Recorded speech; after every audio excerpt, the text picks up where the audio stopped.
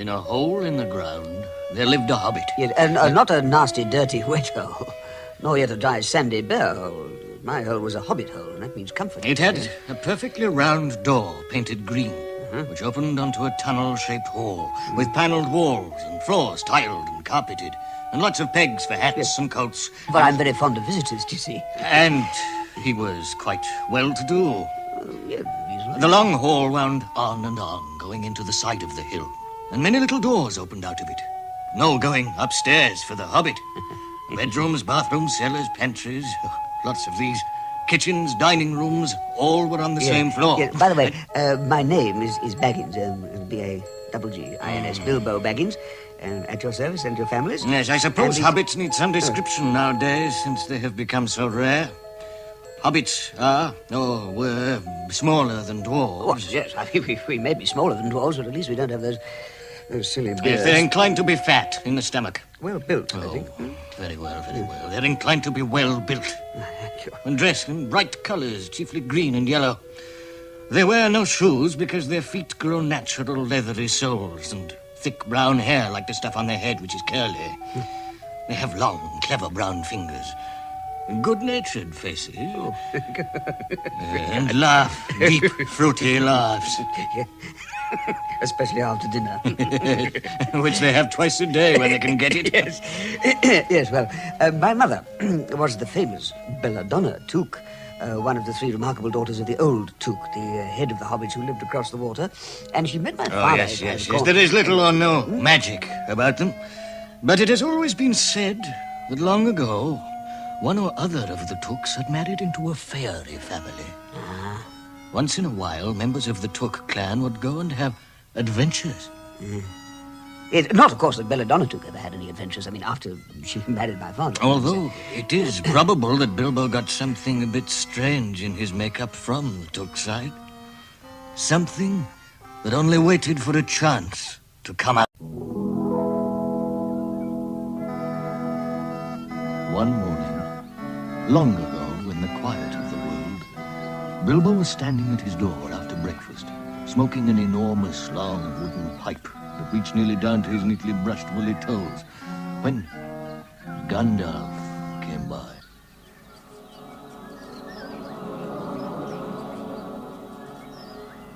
I saw an old man with a tall blue hat, a long grey cloak, a silver scarf over which his long white beard hung down below his waist, and immense black boots. The sun was shining, the grass was very green, and I was feeling extra friendly. So, all unsuspecting, I greeted the stranger cheerily. Good morning. What do you mean? Do you wish me a good morning, or mean that it is a good morning, whether I want it or not? Or that you feel good this morning? Or that it is a morning to be good on? Well, all of them at once. If you have a pipe about you, sit down, have a fill of my tobacco. There's no hurry. We've got all the day before us. You may have all day, but I do not. I'm looking for someone to share in an adventure I'm arranging, and it's very difficult to find anyone. Oh, so I should think in these parts. We are plain, quiet folk, and we have no use for adventures. Nasty, disturbing, uncomfortable things make you late for dinner. You might try over the hill or across the water. Good morning. What a lot of things you do use good morning for. Now you mean that it won't be good until you've got rid of me. Oh, no, not at all. No, not at all, my dear sir. No. Let me see, I don't think I know your name. Yes, my dear sir, but I know your name, Mr. Bilbo Baggins. I am Gandalf. Gandalf, yes. Gandalf. Good gracious me. Not the man who used to make such particularly excellent fireworks. I remember those. Oh, I do. I do beg your pardon. I had no idea you were still in business. Where else should I be? All the same, I'm pleased to find that you remember something about me, even if it is only my fireworks. Indeed, for your old grandfather Took's sake, and for the sake of your mother Belladonna, I will give you what you asked for. Oh. I beg your pardon? I haven't asked for anything. Yes, you have. Twice now. My pardon. I give it to you. Thank you very much. I will go so far as to send you on this adventure. Very amusing for me, and very good for you, and profitable too, very likely, if you ever get over it. If I ever get... Oh, no. No, I'm sorry. I don't want any adventures. Thank you very much. No, not today. Good morning. I have already... but please, come to tea. Come to tea, I mean, any time you like. Why not come tomorrow? Yes, that's right. You come to tea tomorrow. Hmm? Goodbye.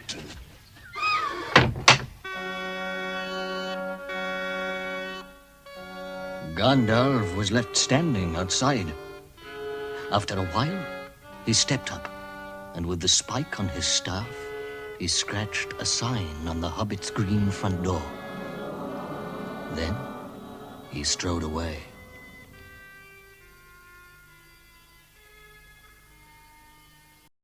The next morning, I had almost forgotten about Gandalf. I don't remember things very well unless I put them down on my engagement tablet. The day before, I'd been too flustered to do anything of the kind. And it wasn't until just before tea time that I remembered. Gandalf! Tea! Oh, I must get another cup and saucer. Coming. I'm so sorry to have kept you. Good afternoon. Dwalin the dwarf. The dwarf? Oh. At your service, excuse me. Yes, hang your cloak on the peg. My name is Bilbo Baggins, B-A-G-G... Oh, yes, at your service. Is that tea ready in there? Yes, I was just going to... Oh, these cakes look delicious. I'll have one or two if I may. Oh, please do. Have three if you like. Excuse me. Good afternoon, Mr. I see Dwalin's cloak hanging in your hall. I put mine next to it. Shall I? Yes, There. Balin, at your service. Thank you. Balin? Yes. Come in here and have some tea. A little beer would suit me better, if it's all the same to you, my dear sir. Well, but I don't mind some cake, some seed cake, if you have any. Lots. Go on in, yes. Thank you, sir. I'll... Oh, Gandalf for sure this time. But this must be the house. the others here. What can I do for you, my dwarves? Keely, at your service. And freely. Oh, at yours and your families. Let us join the throng. The throng? I don't like the sound of that. Come on, Keely, bring your cloak down. I can smell fresh cut bread and my butter. goodness, Delicious. Yes? Nori, at your service. Nori, at your service. Oh, yes. Ori, at your yours. service. Orin, at your service. Glorin, at your service. At yours and your... Oh, well, I suppose I'd better get out some more cups and saucers and plates and knives. Oh, if that's more dwarves, I'll...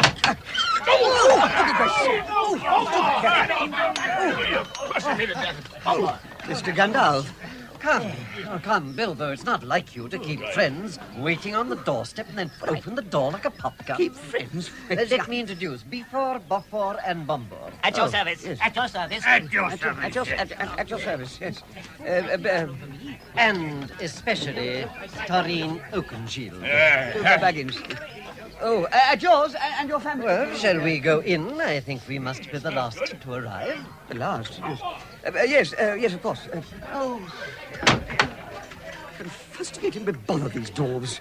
Mr. Gandalf, why have you brought all Bilbo, you must not speak disrespectfully of these 13 dwarves, especially of Tarin. Oh? He is the great Tarin Oakenshield, grandson of their last king under the mountain. King? Come, let us join the merry gathering. Oh, yes. My supplies join me. Dwarves ate and talked about mines and gold and trouble with goblins and the depredations of dragons and lots of other things which I didn't understand. I didn't want to. They sounded much too adventurous. My appetite was quite taken away.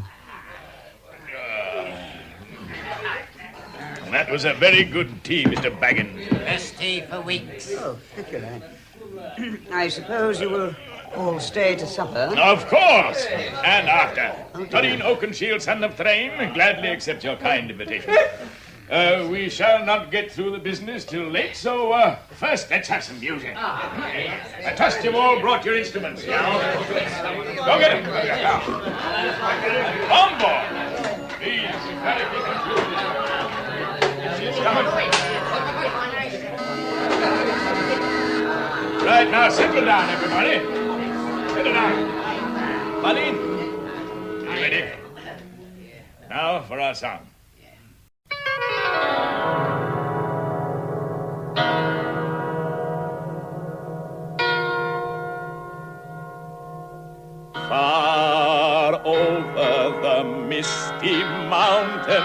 told, to dungeons deep and caverns old. We must away ere break of day to seek the pale enchanted gold. We must away ere break of day to seek the pale enchanted gold. For ancient king and elvish lord, there many a gleaming golden hoard they shaped and wrought, and light they caught to hide in gems on hilt of sword. The bells were ringing in the dale, and men looked up with faces pale. The dragon's ire, more fierce than fire, laid low their towers and houses frail. As they sang, I felt the love of beautiful things made by cunning and by magic arise within me.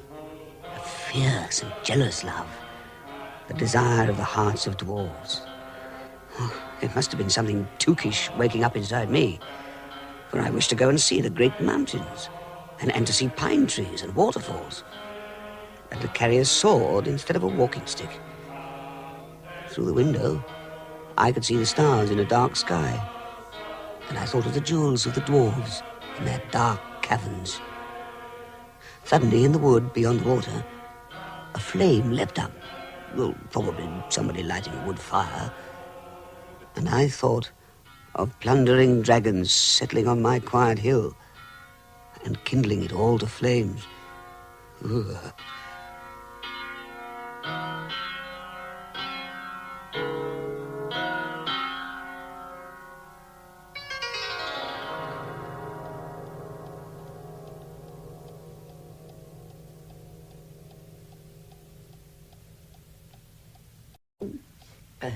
Where are you going, Baggins? Oh, what about a light? We like the dark, Dark for dark business. and there are many hours before dawn. Oh, yes, of course. Of course, yes.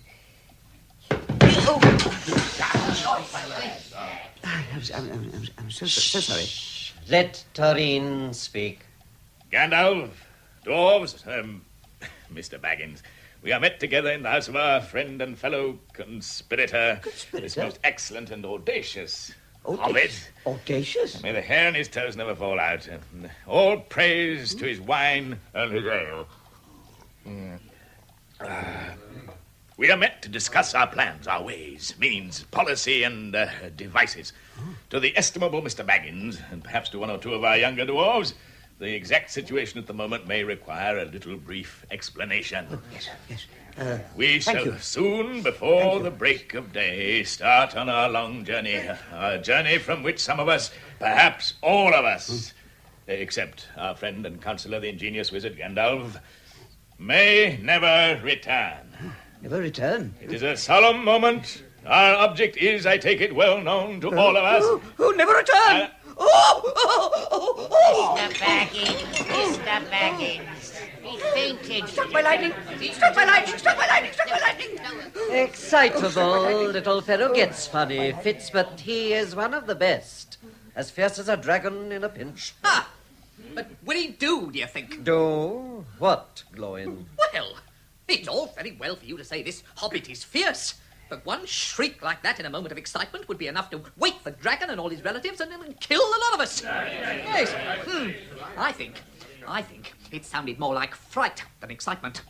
As soon as I clapped eyes on the little fella bobbing and puffing on the mat, I had my doubts. Glowin, let's have no more argument. An argument? All I want You to say is... all asked me to find a 14th for your expedition, and I chose Mr. Baggins. Yes. There is a lot more in him than you guess, and a deal more than he has any idea of himself. You may, or possibly, all live to thank me. But yet if you just really think... let anyone say that I chose the wrong man or the wrong house, and you can stop at 13 and have all the bad luck you like. Or go back to digging coal. No more argument. Yes. Well,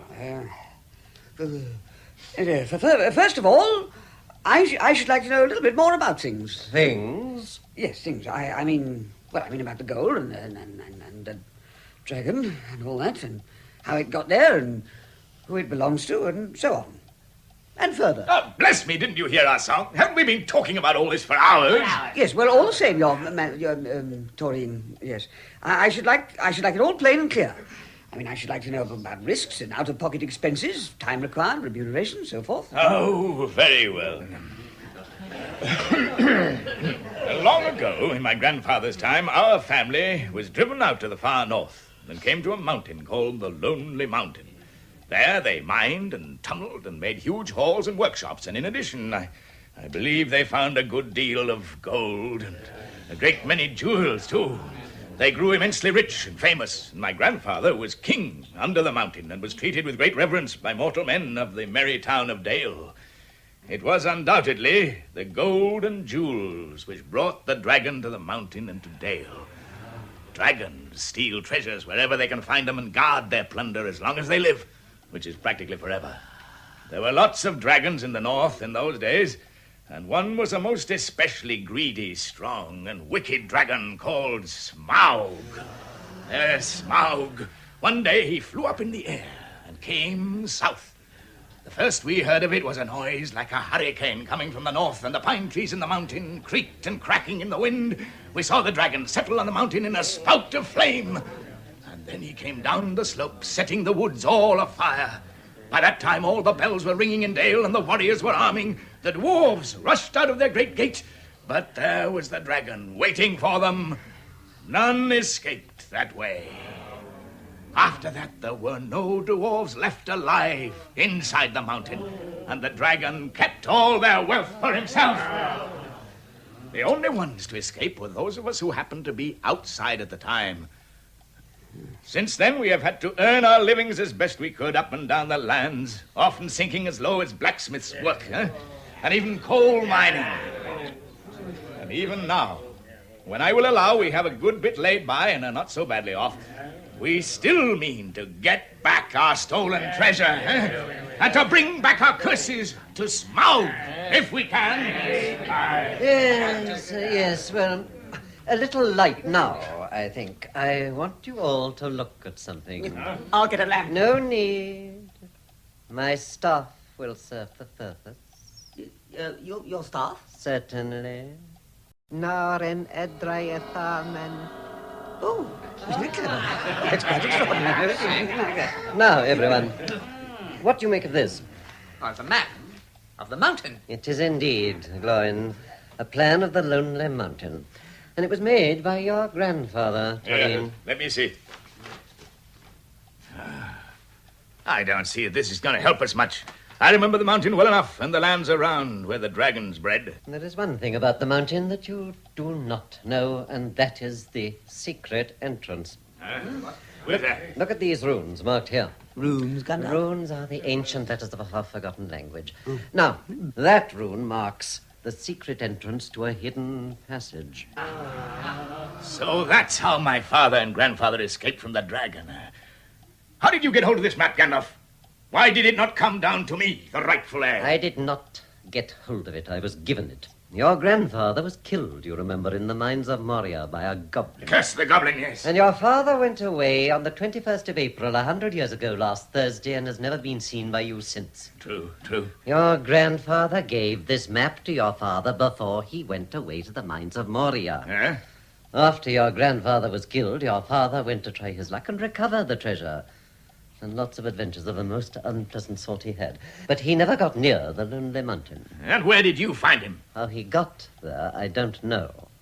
But I found him a prisoner in the dungeons of the necromancer. No. I tried to save your father, Taurine, but it was too late. He had completely lost his wits and had forgotten everything except the map.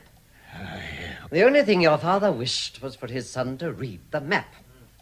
Now, I've shown you the secret entrance. It may have been secret once, but how do we know it's secret any longer? Old Smaug has lived there long enough to find out everything there is to know about those caves. That may be so, but what it says on the map, I should guess there's a closed door which has been made to look exactly like the side of the mountain. That is the usual dwarves' method, is it not, Taurine? Quite right. Also, Taurine, I forgot to mention that with the map your father gave me this key. A key? Here, take it. It is of silver and most curiously wrought. Is it the key to the secret door? Perhaps. Keep it safe. Indeed, I will.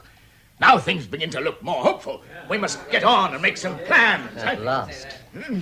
I think we should go east. As quiet and careful as we can as far as the Long Lake. After that, trouble might begin. That would be no good. Why not? It would be useless to face Smaug without a mighty warrior. I tried to find one, but all the warriors are busy fighting one another in distant lands. Oh? That is why I settled on burglary, especially when I realized the existence of the secret side door.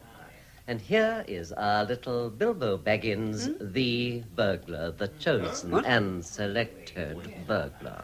Burglar? If I say you are a burglar you are, or will be when the time comes. Oh, very well then.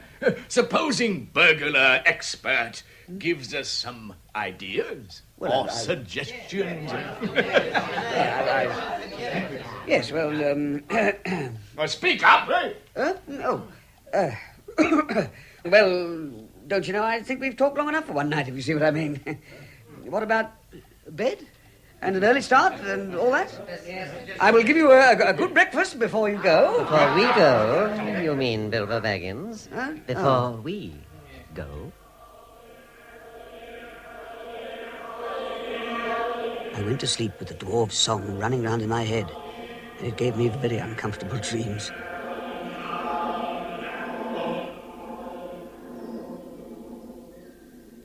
It was long after the break of day when the little hobbit woke up, put on his dressing gown, and went into the kitchen.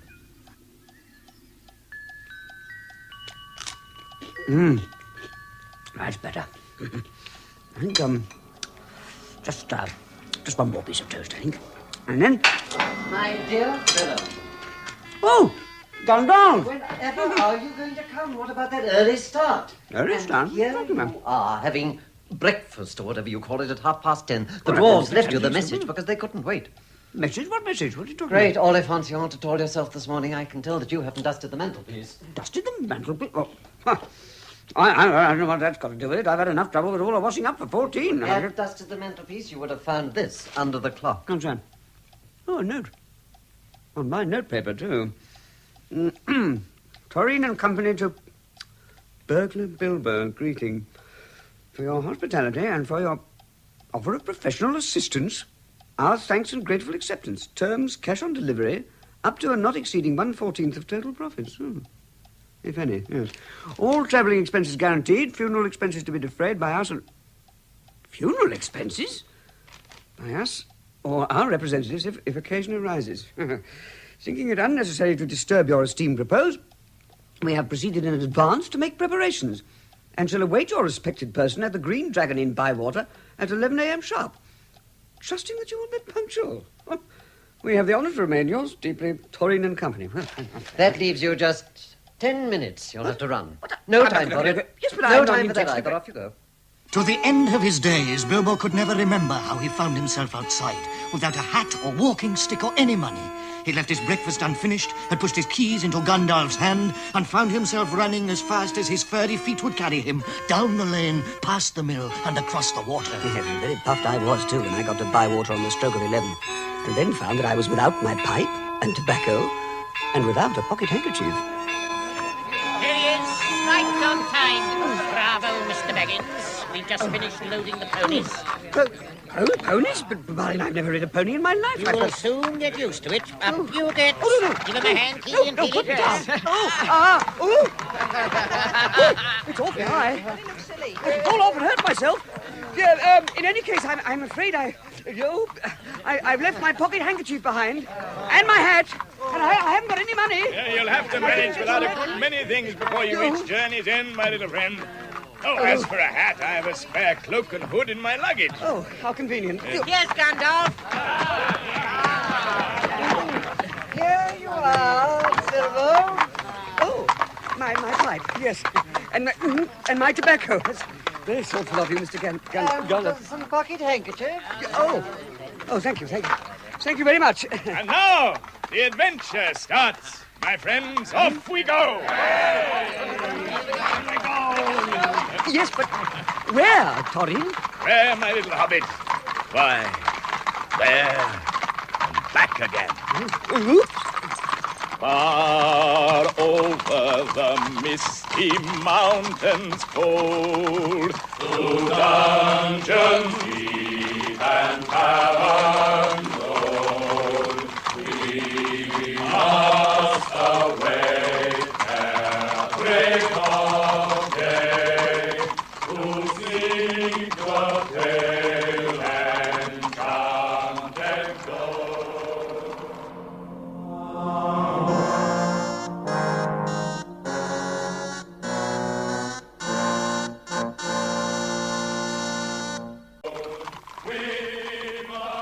And they rode along very merrily all day. Yeah, except, of course, when we stopped for meals.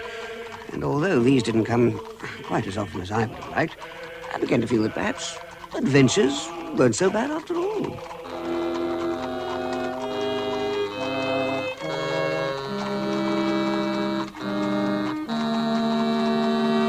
But after a time, they came to places where people spoke strangely and sang songs which Bilbo had not heard before. The roads grew worse, and inns were rare and not good. Also the weather, which had often been as good as May candy, even in tales and legends, took a turn for the worse.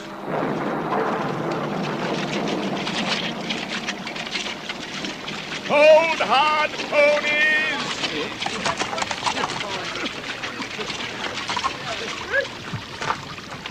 It's growing dark, my friends. The wind is rising. We shan't reach an inn for hours, perhaps not at all. So we must stop here for the night. Dismount, everyone! Where shall we get a dry patch to sleep on? We probably shan't, Balin. We shall just have to make do. Perhaps Gandalf can help us. Where is he? I thought he was with you. Dwalin, have you seen Gandalf? No, Thorin, I haven't seen him for 2 hours. Keely, Feely, Glowin, any of you? I wonder where he's got to. Just when a wizard would have been most useful, too. Thorin! Over there, through the trees, a light. Where? Oh, yes, I see it. It looks like a fire. Maybe it's torches. No, it is a fire. But let's go and see. I'm not going to sit here all night. I think Mr. Baggins ought to go and explore the lights. Very good idea. After all, he is the burglar. Gandalf said so. Well, I know he said so, but... Good idea, Balin. Mr. Baggins. Yes? You must go and find out all about that light and what it is for, and if all is perfectly safe and canny. What I really... Now, scuttle up. And come back quick if all is well. What? If not, come back if you can, and if you can't, hoot twice like a barn owl, once like a screech owl. I don't know the difference between a barn owl And we will do what we can. Off you go, Mr. Baggins. But I don't know how to hoot. Good luck. But I don't know the difference. Get along there, Baggins. I can't hoot. I don't know anything of Oh, dear. Dear. Oh. Very well. If Gandalf says I'm the burglar, I suppose I ought to be the one to go.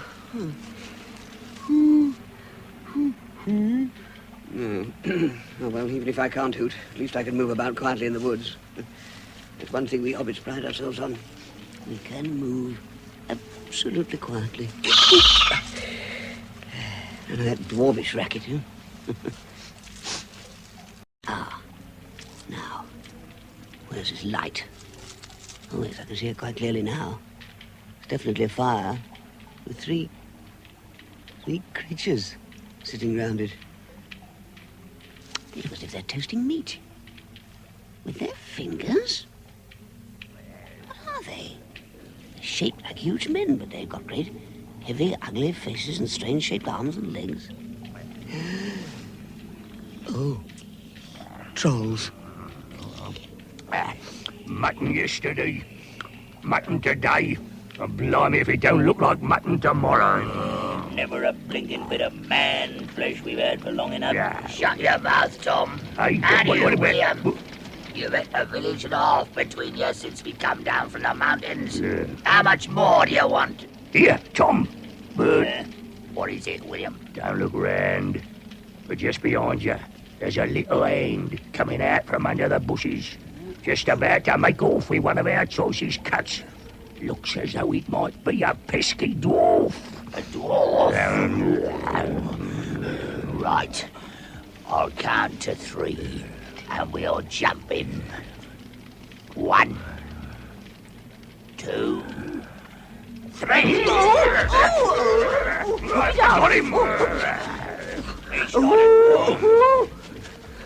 What is it, Bill? Let me if I knows. What are you? Stop making that racket. What are you? Bilbo Baggins, B-A-G-G-I-N, a hobbit. A burrow hobbit? What's that then, you? Can you cook 'em? You can try. No, but he wouldn't make above a mouthful. Not when he was skinned and boned. Perhaps there are more like him around and we can make a pie. Oh, no, please. Please don't cook me, kind sirs. I'm a very good cook myself, you know. And I cook better than I cook. if you see what I mean. Poor little blighter. Let's let him go. Oh, yes. You're a fat fool, William, as I've said before this evening. Oh, yeah? Well, you're a lout, Bird Huggins. Oh, am I? You? Mind your manners. And you and all. Well, you are sweet this time. Come on, Tom. Poor blimey. This, of course, would have been the time for Bilbo to leave, but his poor feet had been so squashed in the troll's big hand that he could only lie bruised and panting where he'd been thrown when the fight started, just outside the circle of firelight. Mr. Baggins. Bilbo, are you all right? Shh, quiet. Sounds like another of them. Where are you? Oh, Mr. Baggins. Get him, boys. Darling. I'll get a sack. Charles. That's all, Mass Dwarf. Here, Bird. One tasty dwarf. Lads, want me in and hold him while I tie the dog. There's a lot more to come yet, or I might have missed. And so there were. As each dwarf came up to the fire looking for Barlin and Bilbo, a smelly sack was thrust over his head. Soon Dwalin lay by Barlin, Dori by Nori and Ori, Oin by Gloin, Bifur and Bofur by Bombor, and little Keely and Feely in one sack together both. I could only watch helplessly as even Torin succumbed to the troll's great weight and strength. Stand away! I am Torin! That little scrappers made me hungry. Let's roast him now. Take on now. But I'm hungry. You've just had a great meal of mutton. Shut up arguing. Hey, who's arguing? You are. You're a liar. Don't come on now, boys. We've had enough fighting for one night. I say we sit on the sacks one by one to squash them. Let's do that now and then boil them in the big saucepan. Yeah, all right then. Who shall we sit on first, yeah? Let's squash the last one first. He's the biggest. No, the biggest one, like the blue stockings, was grey. They wasn't grey, Willem. They was yellow. Oh, yeah, you're right, Tom. They was yellow. And what did you say they was grey? I didn't. Bird said they was grey. I never did. That was you. 2 to 1, so shut your mouth. Who are you talking to? Stop it. The night's getting on, so let's get to it. The dawn comes early. Dawn take you all and be stoned to you. This is happening to me.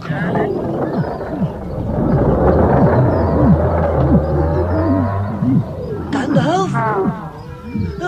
Over here. Bilbo, are you hurt? No, I'm just a bit bruised and winded. I'll be all right in a few minutes. The dwarves are all tied up in those sacks. Yes, we'd better let them out before they suffocate. Oh, another few minutes, we would have all been squashed and boiled. Bombour! Wake up! You're out of your sack now. Out you come. There you are. And you. Come on, little ones. You're free now. But what happened to the trolls, Gandalf? Yes, well, what did you do? They seemed to turn to stone. That is exactly what did happen, my dear Bilbo. I thought everyone knew that for trolls, daylight is death. They must be underground before dawn, or they go back to the stone of the mountains they're made of and never move again. So it was your voice that made them keep arguing until the dawn came. Exactly, Balin. I thought the impersonation very convincing, didn't you? It certainly was. Oh, Gandalf. Yes? The trolls must have had a cave or a hole nearby to hide from the sun in. Quite right, Thorin. We must look for it. Their tracks shouldn't be hard to find or follow. Hurry! Yes. Gandalf! Over here! Oh, come on, everyone. Quick, over here, this way. Over there, come on! There. You can see the trail going up the hill. I'll lead with Balin. The rest of you follow. Gandalf. Gandalf? Yes, my hobbit. Please don't think that I'm criticizing Mr. Gandalf, but where did you get to during our encounter with these trolls? Yes, I'd like to know that too. Where were you? Looking ahead. And what brought you back in the nick of time, eh? Looking behind. Oh, yes, of course. Thorin, we found the cave. Good, Wallen. Good. You can see where the tracks lead right to the door. But be careful, everyone. Make sure it's all clear. Excellent. Let us go in. It's big shape. Now. Ooh. What a horrible smell. Look at all those buttons and that food and ale. They are gold. Thousands and thousands of golden buttons. Look. These swords. They have jeweled hilts and the most beautiful scabbards. They look like good blades. Yes. They were not made by any troll, nor by any smith among men in these parts and days. I should know more about them if I could read the runes on them. Take them with you. I will. I wonder, could I have a... They all look a bit big to me. Oh, this little one. This little knife. Just the right size for me. I'll take that. What about that gold? What about the gold? No, we can hide the gold in a safe place against our return. Now let us eat and drink our fill.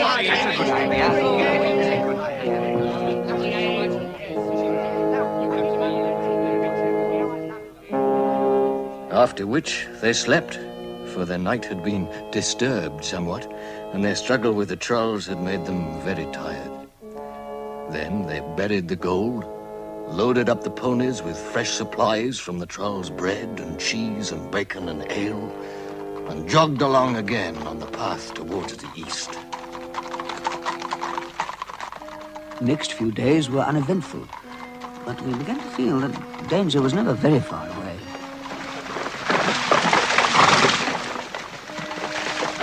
We forded a river, and from the top of the far bank, we looked down over a green valley, on the far side of which lay the misty mountains.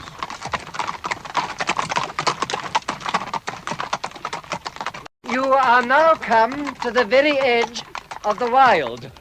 Ahead of us is the fair valley of Rivendell, where Elrond Harvelven lives in the last homely house. We are expected... Is Elrond an elf? No, Bilbo, he is an elf friend, which is good enough for our purposes. It smells like elves. It is elves. Yes. Where? Oh, you won't see them unless they want you to. Well, just look. Bilbo the Hobbit on a pony. Isn't it delicious? Most astonishing Thank you. Have they nothing better to do than laugh at us? Well, I think they sound enchanting. We dwarves never really get on with elves. Elves are too full of themselves, if you ask me, just because they have more magic than us. You are a little out of your way. If you are making for the only path across the water and to the house beyond, we will set you right. But you had best get on foot until you are over the bridge. Don't dip your beard in the foam, Father. Magic yourself off. Bilbo doesn't eat all the cake. Feckless elves! Be quiet, Torin. We shall soon arrive at the last homely house. Good night, good people. Valleys have ears, and some of you have over-merry tongues. Good night. Good night. Good night. Good night. Good night. Good night, elves.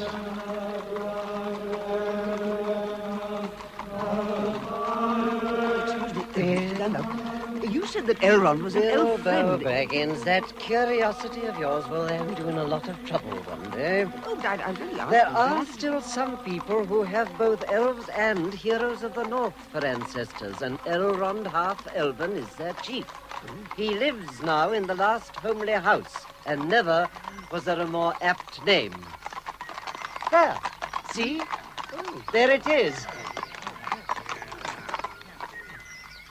Torin, knock on the doors.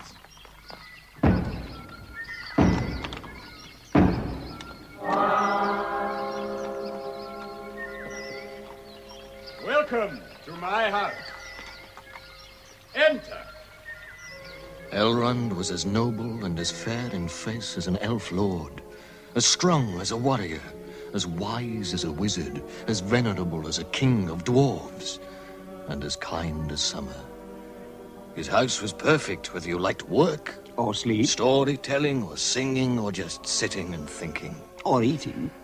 The adventurers stayed at the last homely house for 14 days, until Midsummer's Day.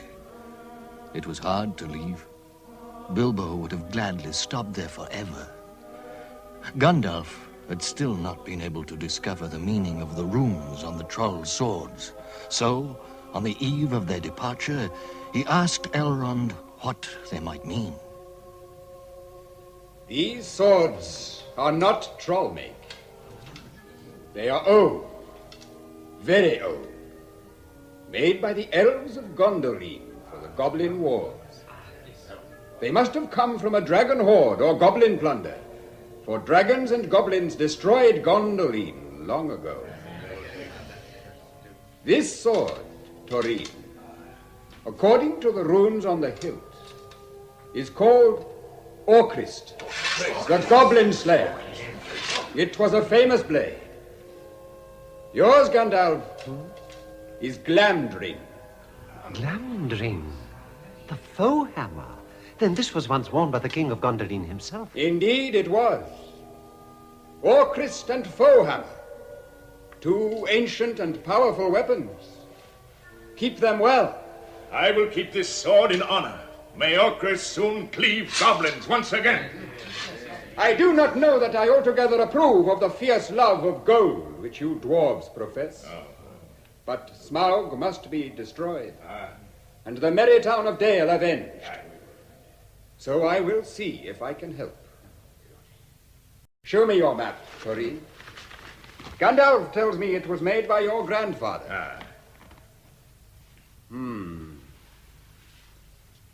The plain runes indicating the secret door in the side of the mountain say, 5 feet high the door, and 3 may walk abreast. Is there anything else that the map can tell us? I'm not sure. Let me take it to the window. Now then. Yes, I thought as much. Moon letters? Yes. What are moon letters? Moon letters, Bilbo, are runes which can be seen only when the paper on which they are written is held up to the moon. Oh, thank you. Fortunately, there is a moon tonight. Yes, I see, but Bilbo. what is it? The moon letters read, stand by the grey stone when the thrush knocks, and the setting sun with the last light of Durin's day will shine upon the keyhole. Well, what's Durin's day? Durin was the ancestor of my grandpa. We call it Durin's Day when the last moon of autumn and the sun are in the sky together. But this hidden message will not help us, since it passes our skill nowadays to guess when Durin's Day will occur next. It may not be for hundreds of years. That remains to be seen. Is there any more writing, Elrond? None to be seen by this moon. Now, my esteemed friends, let us watch the elves dance and make merry on this midsummer's eve. There will be songs and speeches, and the people of the valley will outbid each other to do you honor and wish you good speed. It will hearten you for the next stage of your journey.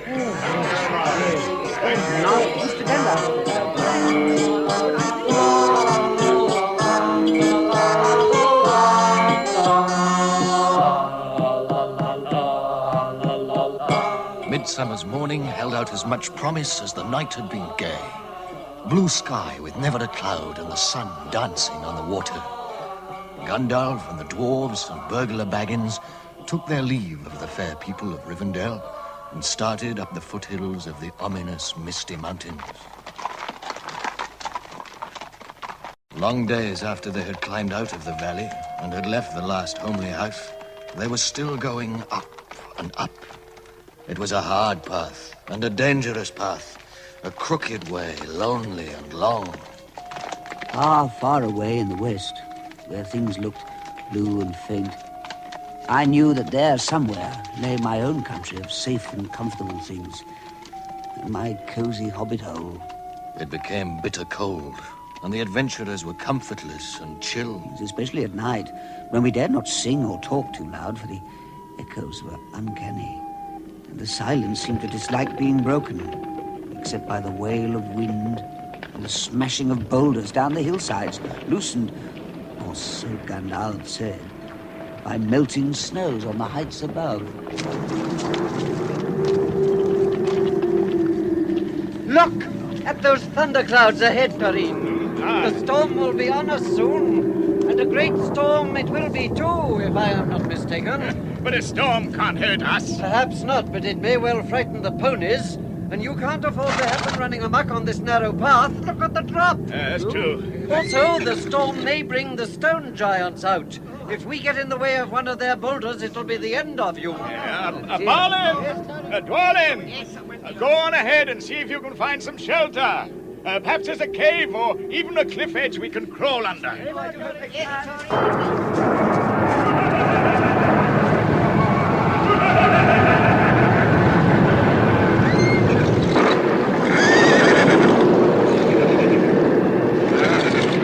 This won't do at all.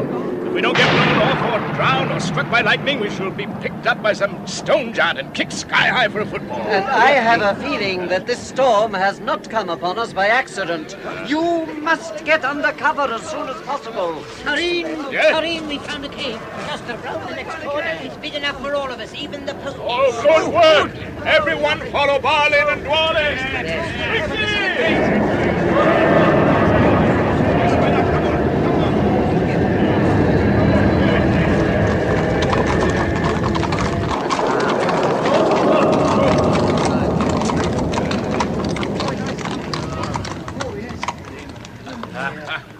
Oh, well done, Balin and Dwalin. Yes, indeed. Aye, it's a splendid cave, eh? Dry as a bone, too. And not too large and mysterious. Let's get right inside and light a fire. Yes. But we are cold and wet through. No fires be rolled by me. I will give you a light from my staff. Nar en edraethamen.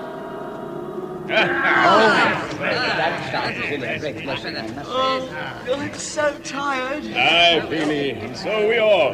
Let us do as Gandalf says and rest. As soon as the storm passes over, we must all be on our way. Let's hope that when the thunder and lightning goes, the stone giants will go too. We shall never get out of here.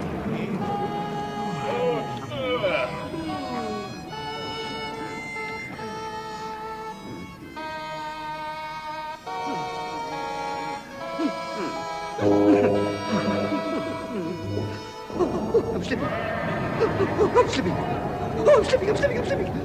Oh, I'm slipping. Oh, God, hold on. Oh, God, hold on. Oh, I'm slipping. Oh, I'm falling. I'm falling. Oh, what a horrible dream. I dreamt that there was a crack in the wall at the back of the cave, which got bigger and bigger, opening wider and wider, and I was too frightened to cry or to call out. Oh, dear. Oh. What's that? What's that? Oh, there is a crack. It's as wide as a passage. My dreams come true. Or was it a dream at all? Oh. Where are the ponies going? Oh! Goblins! Take them alive! Take them alive! Look out, Gandalf! Goblins!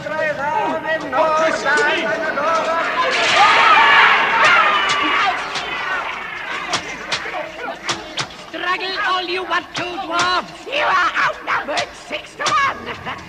Take them inside! Close the door! Anyone through? Everyone through! Get along, dwarves, and hurry!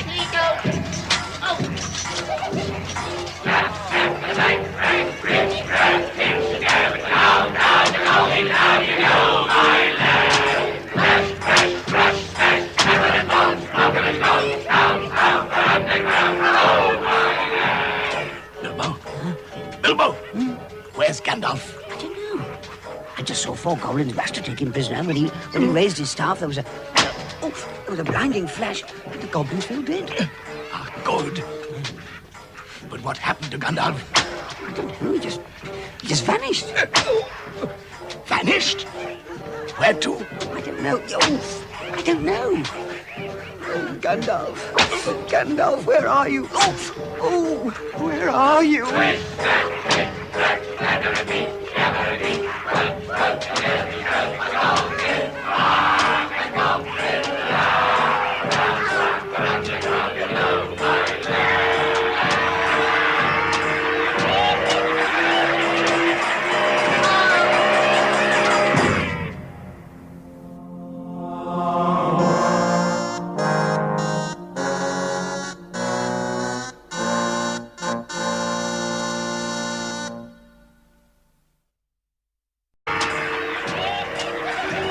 The goblins hurried Bilbo and the dwarves along with shouts and insults and cracks of the whip.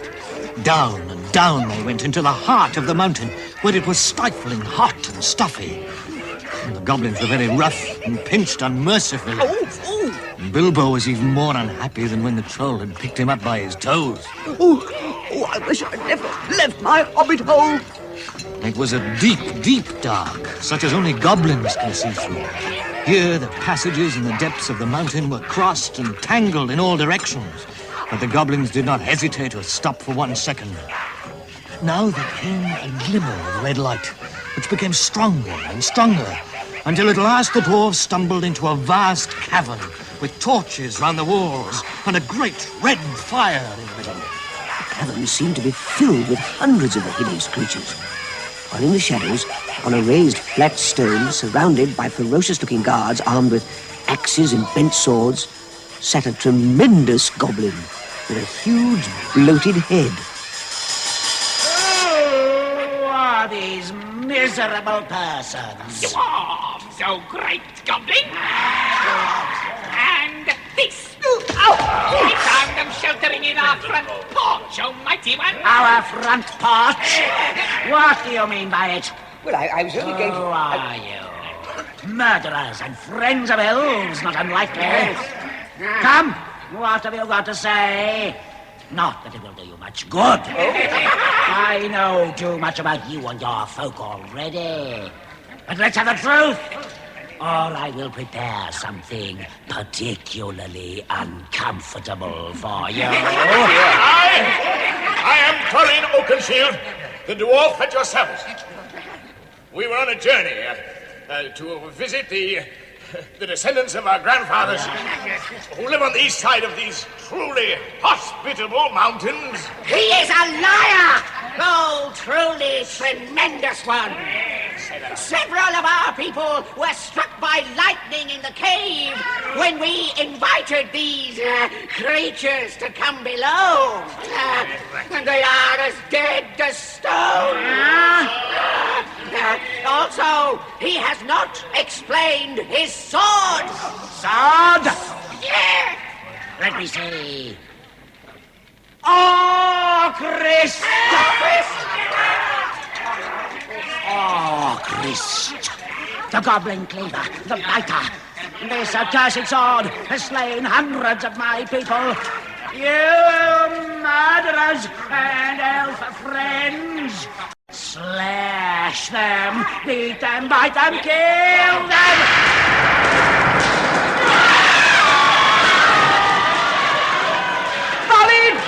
Marlin, what's happening? I can't see. Higher, and the torches, they seem to explode in all directions. And sparks, all the sparks are burning up the goblins. Yes. Hear those? I can see a sword gleaming in the dark. Yes, I can see it. It's floating in the air. There's nobody holding it. It's making for the great goblin.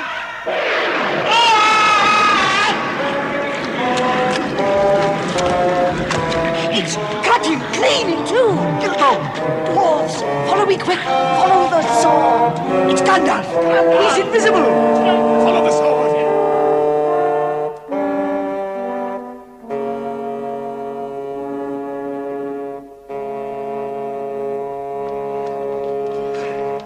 Well, are we all here? I can't see it. I'll light my staff so that we can see. Now rem edrai ethamen. Now, Tarin. By your side, Gandalf. Good. That's 1, 2, 3, 4, 5, 6, 7, 8, 9, 10, 11. Yes. Where are Keely and Feely? Here we are. Oh, that makes 13.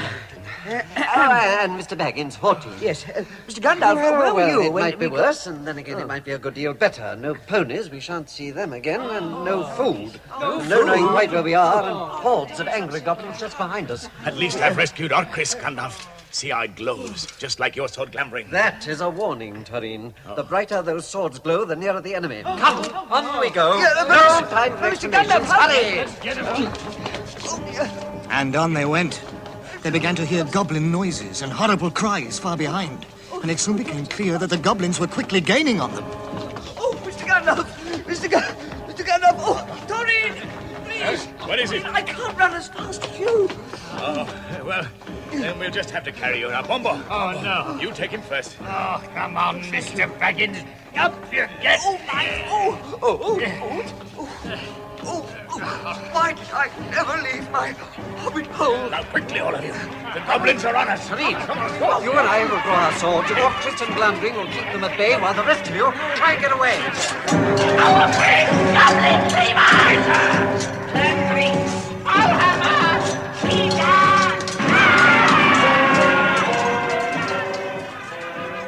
And well named were those 2 magic swords by the ancient high elves of the West who wrought them. They hewed and hacked at the goblins until the evil creatures were driven off, and it was some time before they dared turn that corner again, by which time the adventurers had gone on, a long way on into the dark tunnels of the goblins' realm. As soon as the goblins realized where their prey had gone, they put out their torches, slipped on soft shoes, and chose their very quickest runners with the sharpest eyes and ears. These ran forward as swift as weasels in the dark, and with hardly any more noise than bats. Yeah, and that's why none of us, not even Gandalf, saw or heard them coming. But we must have been seen by the goblins coming up behind, for Gandalf was letting his wand give out a faint light to help us as we went along. Quite suddenly, Balin, now at the back carrying Bilbo, was grabbed from behind. As Balin fell, the hobbit rolled off his shoulders into the blackness, bumped his head on hard rock, and remembered nothing more.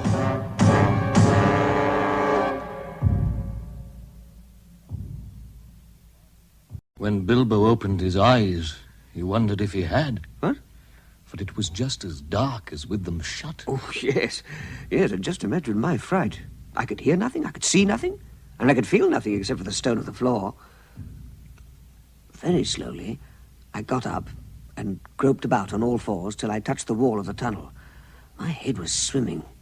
There was no sign of Gandalf or the dwarves, and I was far from certain even which way we'd been travelling. Still, I guessed as well as I could, and I crawled along for a good way, until suddenly my hand met, on the floor of the tunnel, what felt like a little tiny ring of cold metal.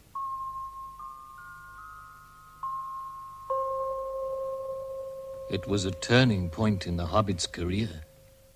Not that he knew it at the time. He put the ring in his pocket almost without thinking. Certainly it did not seem of any particular use at that moment. He did not go much further, but sat on the cold floor and pondered.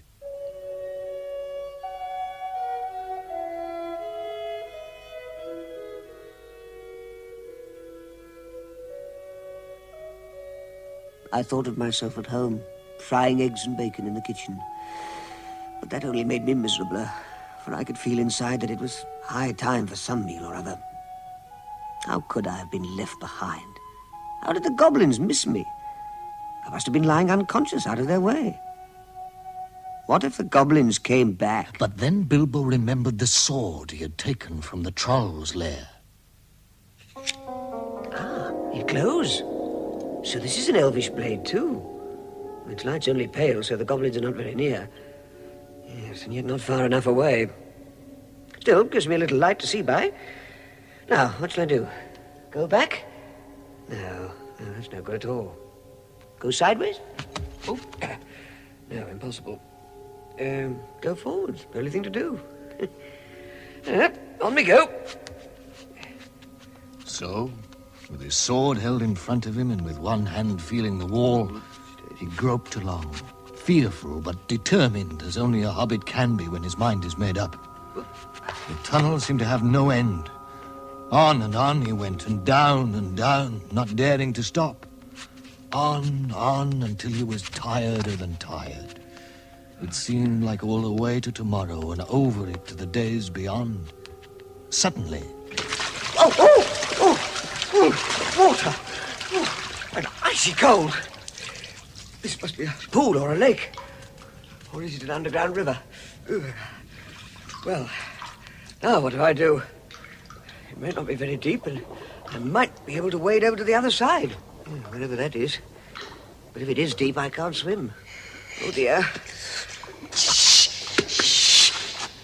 us and splash us, my precious. Shh. At least a tasty morsel it'd make us. Who are you? What is he, my precious? Me? Well, I am Mr. Bilbo Baggins, B-A-G-G-I-N-S. I've lost the dwarves, and I've lost the wizard, and I don't know where I am, and I don't want to know. If only I can get out of here. Shh. Perhaps he sits here and chats with it a bitsy, my precious. It likes riddles. Perhaps it does it? Riddles? This strange creature wanted to appear friendly, at any rate for the moment, until he found out more about the Hobbit. His name was Galoom, although he always called himself Precious.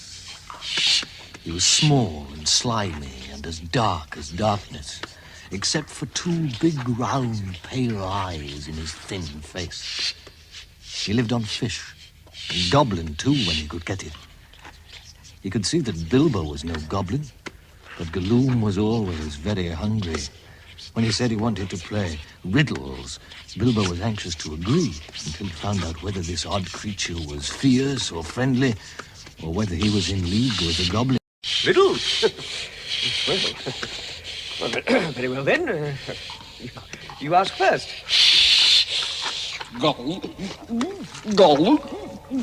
Goodness. What has roots as nobody sees, is taller than trees. Up it goes, and yet never grows. Oh, yes, well, that's very easy. A mountain. Does it guess easy? It must have a competition with us, my precious. A competition? Yes, well, all right. Provided that you show me the way out of this place afterwards. If Precious asks and it doesn't answer, we eats it, my precious. Oh, eats me? If we don't answer, then we does what it wants, huh? We shows it the way out, yes. Well, yeah, I there doesn't seem to be very much else for it. No, sir. Eat me. Oh, dear. Very well. Now, yes, now let me see. Try this one. A box without hinges, key or lid, yet golden treasure inside is hid. Very easy, old chestnut, you know. Box without hinges is little golden treasure. Gold. Now, come along, let's have your answer. Exes, Right. Now, precious turn. Yes. This thing all things devours, birds, beasts, trees, flowers, gnaws iron, bites steel, grinds hard stones to meal, slays king, ruins town, and beats high mountain down. Oh dear. It's a hard one. Oh, perhaps a magician. No, dear. It definitely wants to eat me. I must think. Oh, if only I had more time. If I... It's guessed it. Time, yes. No more riddles, no more. No, all right, certainly. I'm rather tired of that game, too. But now, do you think you could show me the way? It's got to ask us a question, my precious. But I just asked you a question. Yes. Just one more question. Well, I just can't think of anything. No, something. Think of something. What have I got in my pocket? Not fair, my precious. Well, not fair to ask us what it's got in its nasty little pocket, sis. Well, all right. Yes, what have I got in my pocket, then? It must give us 3 guesses, my precious. Yeah, well, all right, go on, then. Guess away.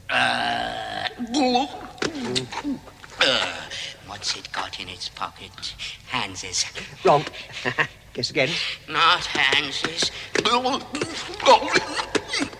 What can nasty Bagginses have in its pockets?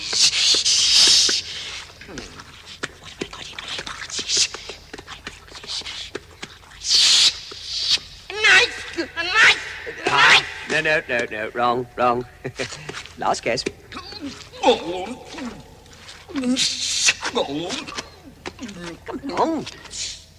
Come along, time's up. String or nothing. Now, that's not fair. You worked 2 guesses in at once. Anyway, they're both wrong. Well, what about your promise, then? I want to go, and you must show me the way. It must wait. We can't go up tunnels as so hasty. We must go and get some things first. Things? Yes, things to help us. Yes, well, all right. Well, hurry up, then. We must get our birthday present. Let it wait there till we get our birthday present, precious. Goodness, it's gone. I don't think he means to come back. All that talk of things to get and a birthday present, just excuses to get away. But Bilbo was wrong. Gollum did mean to come back. He was angry now and hungry, and he was a miserable and wicked creature, and he had a plan. He paddled out to his island, where in a hiding place he kept a few wretched oddments, and one very beautiful thing. Very beautiful, very wonderful.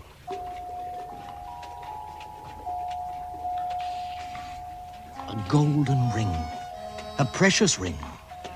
How he had come by that ring ages ago, in the old days, when such rings were still at large in the world, perhaps even the master who ruled them could not have said. Oh, my goodness, what's that?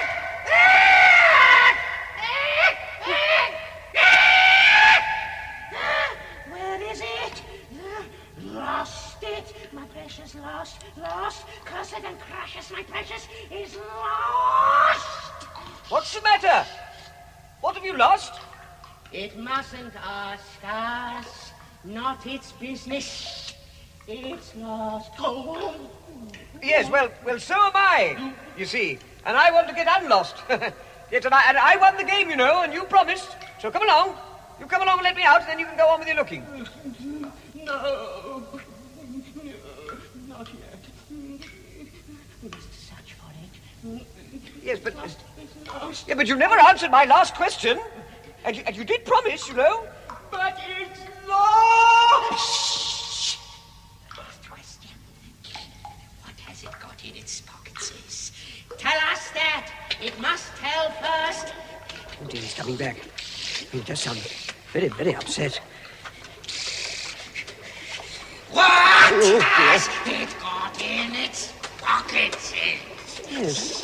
What have I got, I wonder? Oh, it's just that ring. Oh, it feels very cold on my finger. Oh, his eyes. Oh, it's huge. Shining like green fire. Oh, goodness. He means to murder me. He's going to kill me. It mustn't run away. If we catch it, it won't be precious. We'll catch it. Terrified, Bilbo tried to run faster as he heard Gollum's hiss close behind him. But suddenly he struck his toes on a snag in the floor and fell flat with his sword under him. He's gone past. Well, how could he have missed me? Well, he has, and that's a good thing. Yes, but what now? No good going back to the lake. He's bound to return there sometime. I suppose I just better follow him. Perhaps he'll lead me to some way of escape.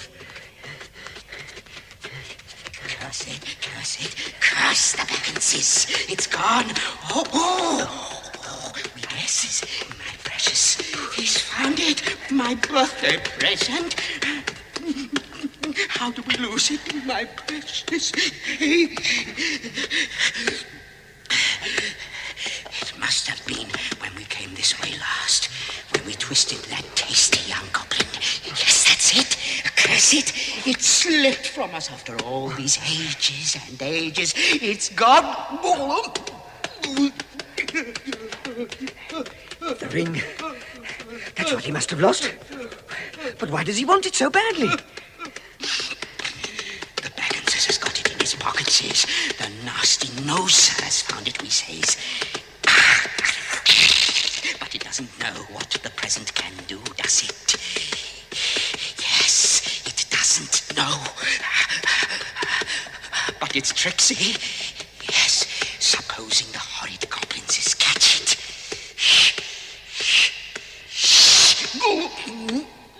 Goblins. If they get it, they will get the present. Our precious present. They'll find it, and they'll find out what it does. One of the goblins will put it on, and then no one will see him. Not even our clever Ice will see him. And he'll come creepsy and tricksy and catch us. Gollum! Gollum! So it's a magic ring. Well, it's made me invisible. That's why he rushed straight past me when I fell. Then let's stop talking, precious, and make haste.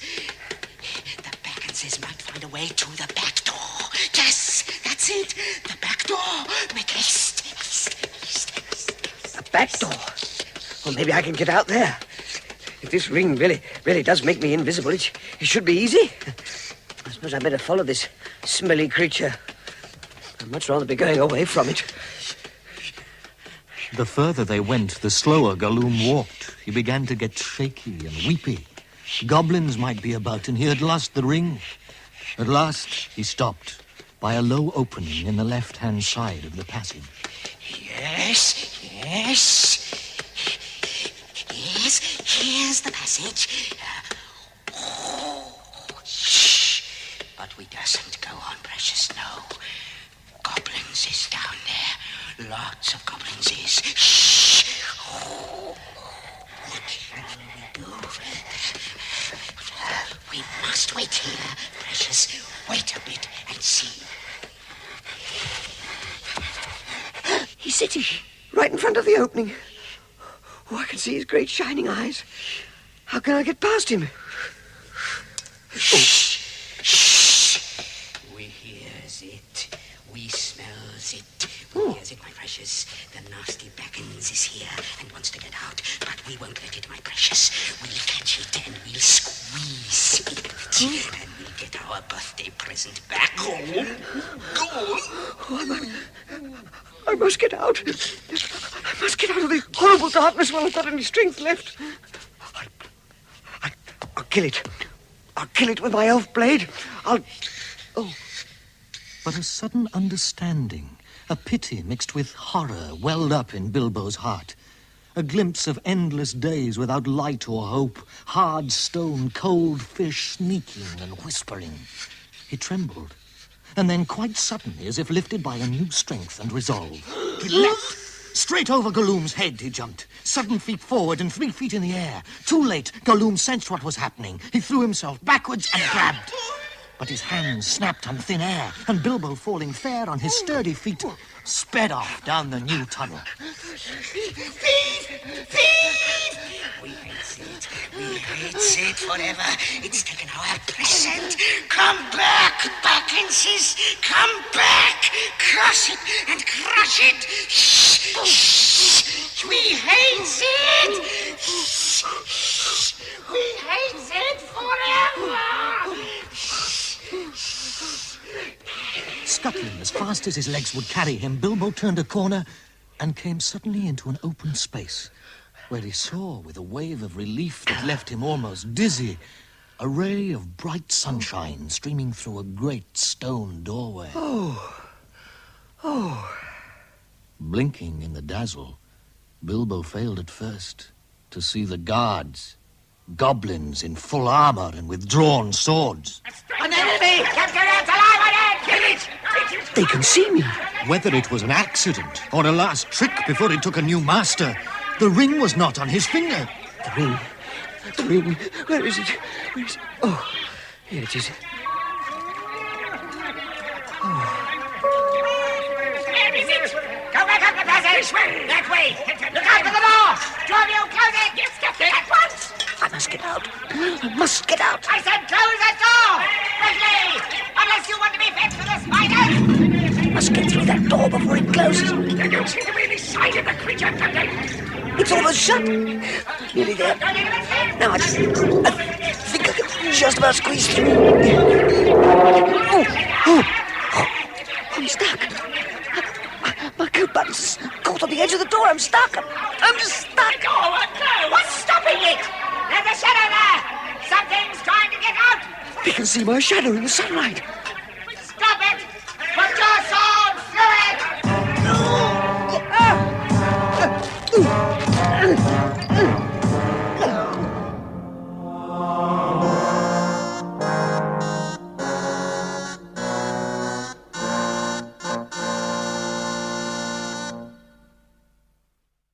Oh, free. Oh, but I must get away quickly. I've escaped. So there I was. Yes, but where was I? The sun was shining brightly and the air smelled clean and fresh, but I'd no food, pony, hood, cloak, no buttons on my coat, and not the slightest idea which way to go. Nor had I any friends. I was still quite alone. So, trusting to his luck, which hadn't been too good up to then, Bilbo took off the magic ring and began to walk in the first direction his fancy dictated. As he wandered on, the sun began to sink behind the mountain. Good heavens. The sun sets in the west, so I must be to the east of the Misty Mountains. I must have walked right through them, right to the edge of the land beyond. Oh, the land beyond. Oh, where can Gandalf and the dwarves have got to? Oh, perhaps now that I've got the magic ring, I ought to go back into those horrible tunnels and look for them. Yes. Yes, there's nothing else for it. I must go back. What's that? Voices? Coming from behind those bushes. I'll creep nearer, see who they are. They might be friendly. Oh, thank goodness, it's the dwarves.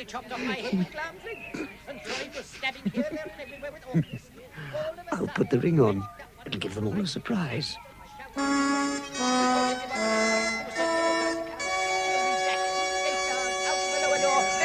Helter down here. Without the burglar confusticating. Here I am. Look, there he is. Dear Bilbo. Where did you get to and where did you spring from? Well, that's a little secret. I told you there was a lot more in our burglar than you guessed. Tell us your adventures, Bilbo. What happened to you after we lost you? How did you get to this spot? Well, you see, after I fell off No Balin's back, time now. We must be getting on. The goblins will be out after us in their hundreds when night falls, and already shadows are lengthening. Oh, very well. You can tell us your tale on the march, Bilbo. Yes. As they plodded onward, the dwarves plied Bilbo with question after question about his adventures. He told them over and over again everything he could remember. Except about the finding of the ring. But Gandalf gave me more than one strange look from under his bushy eyebrows, and I remember wondering if he had guessed that part of the tale without my saying. The way grew rough and treacherous, and at one point the whole party found themselves slithering helplessly down a long, steep slope of fallen stones, the remains of a landslide.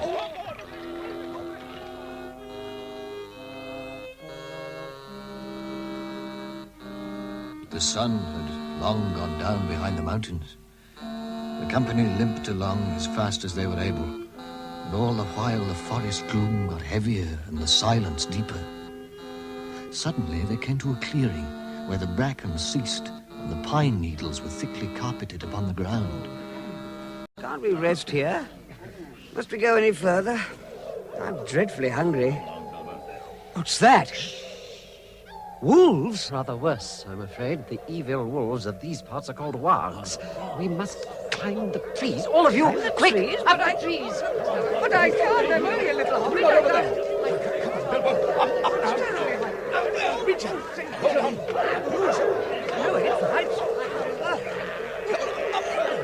Is everyone safe? I think so. Yes, all are safe for the time being. Safe.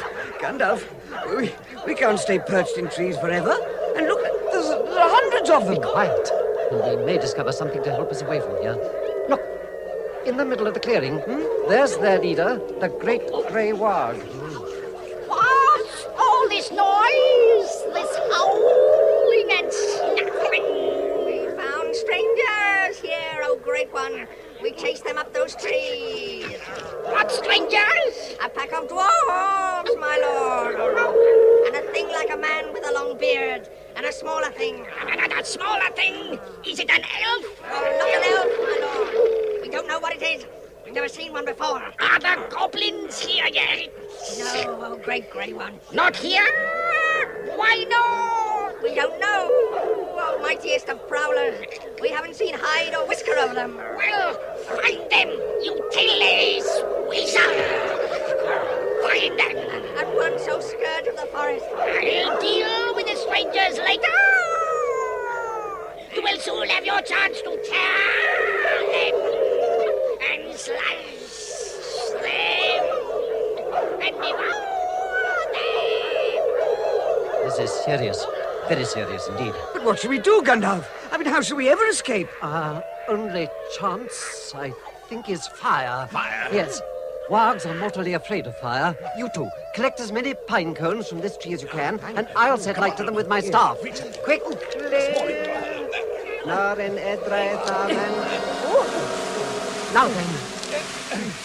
Here you are. It's a big one. Good. They're dry and should catch light easily. There! I think the great grey warg should have the first honor of being the first target. Good shot, Gandalf! You got him right on the nose. Yes, let's see what a few more fiery cones can produce. Here you are. Tareen. Here's a present for you. What is it? Pipe and smoke it. Look! They're close boats are on fire. They're setting light to each other. They're running away. There are still far too many of them unharmed for us to think of escaping yet. We'll have to... Look! Through the trees, there! Goblins. As I feared, we were too late. The goblins have arrived. What's going on, Gandalf? What are they doing? Holding a council of war, I should imagine. Yes, I thought so. Goblins, unlike wargs, are not afraid of fire. Oh. See, they're putting dry fern and brushwood round our trees. They're going to make bonfires of us. Oh, no!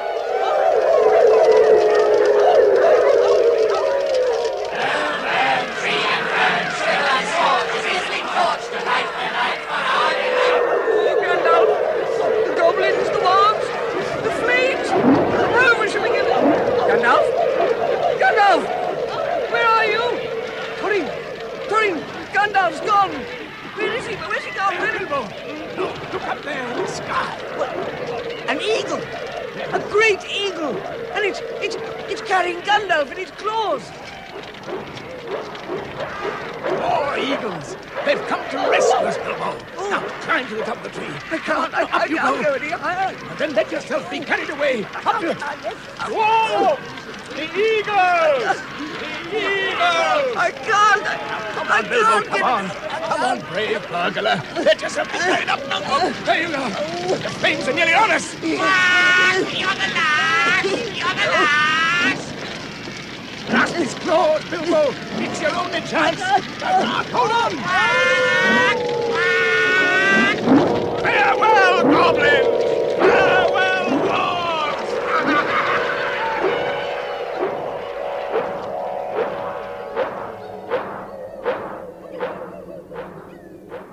And so the band of adventurers was borne away to freedom and to safety. As they flew on, the pale peaks of a mountain loomed ahead, with spikes of rock sticking up out of black shadows.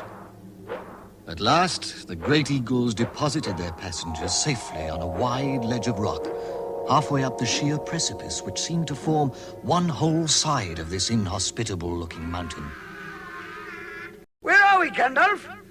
Are the eagles friendly? I mean, will they be... One question at a time, my dear Bilbo. First, we are on the Great Shelf, the home of the Lord of the Eagles. Oh. And secondly, yes, they are friendly. Oh. They aren't always, I might tell you. But it so happens that I once healed the Lord of the Eagles from a very nasty arrow wound. Quiet.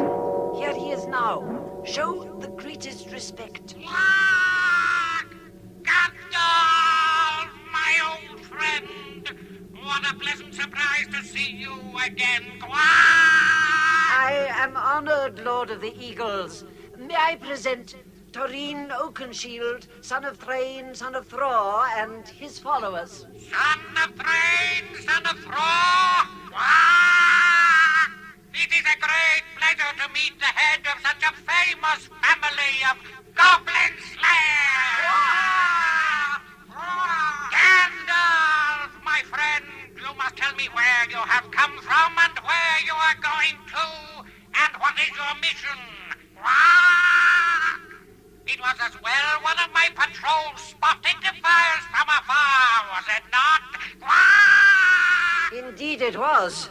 We all owe our lives to you and to your eagles. But before I tell you of our adventures, may I crave one more favor? You have but to ask. Can your eagles take us where and as far as you will? In which direction?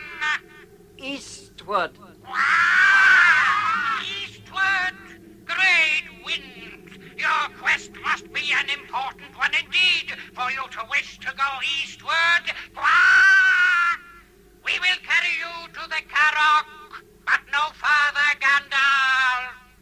There are too many perils beyond that point, even for eagles. Food for the travelers, my lord. Good. Eat your fill, then you must rest for tomorrow's journey. The following morning, they bade a courteous farewell to their hosts who had treated them so kindly, and again were carried aloft, this time on the backs of the eagles, which was a good deal more comfortable and less frightening. although at least one member of the party still found it not at all to his liking. I just shut my eyes and held on as tightly as I could. After a good while, the eagle spied the Carrock and began to go down in great spirals. The Carrock was a rugged hill of stone sticking up out of a plain of wide grasslands and with a river meandering round its foot. Quickly now, to the top of this rock, the eagle swooped one by one and set down their passengers.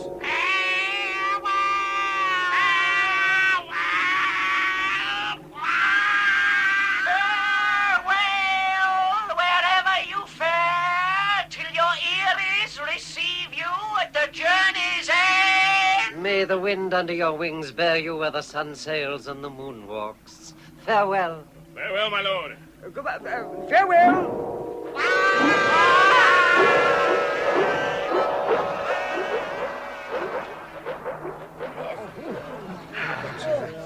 What now, Gandalf? Very few people live in these parts of the land beyond, but there is somebody that I know of who lives not too far away. It was he who named this hill Carrock, and it was he who carved out those steps down to the plain.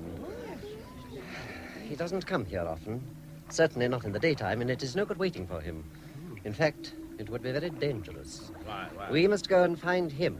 And you must all be very polite when I introduce you, which I shall do slowly, 2 by 2, I think. And you must be careful not to annoy him, or heaven knows what will happen. Why? Because he can be appalling when he is angry, though he's kind enough when humored. Still, I warn you, he gets angry easily. Is this the person you are taking us to It now? is. Couldn't you find someone more easy-tempered? No, I could not. I think, Gandalf, you'd better explain it all a bit more clearly. His name is Bjorn. He's a skin changer, which is to say he changes his skin. Sometimes he is a man and sometimes an enormous black bear. Some say that he's descended from the ancient bears of the mountains that lived there before the giants came. Yes, but what's the... And, Bilbo, he is not the sort of person to ask questions of. Why'd you tell me? His house is a great wooden mansion set in an oak forest, which, incidentally, is a good walk from here. But why So can't I- let us save our breath for marching. Follow me.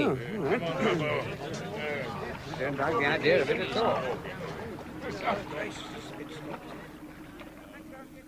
It was late afternoon before they came to a belt of tall and very ancient oaks. Gandalf led the way along the thick thorn hedge to a wooden gate, high and broad. Through it they could see gardens and a cluster of barns, stables and sheds, and a long, low wooden house.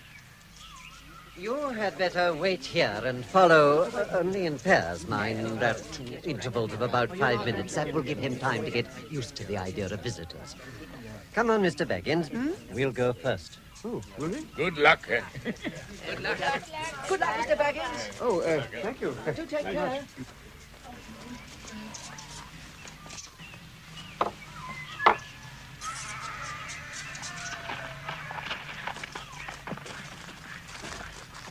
See?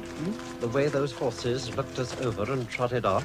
Yes. They have gone to tell Bjorn of the arrival of strangers. I hope they liked what they saw. Now, be on your best behavior, Bilbo. What? And try not to ask any questions. Soon they reached a courtyard, in the middle of which stood a huge man, fully half as tall again as Gandalf, leaning on a large axe. He had a black beard and thick black hair and great bare arms and legs with knotted muscles. The horses were standing by him with their noses at his shoulders. Well, here they are.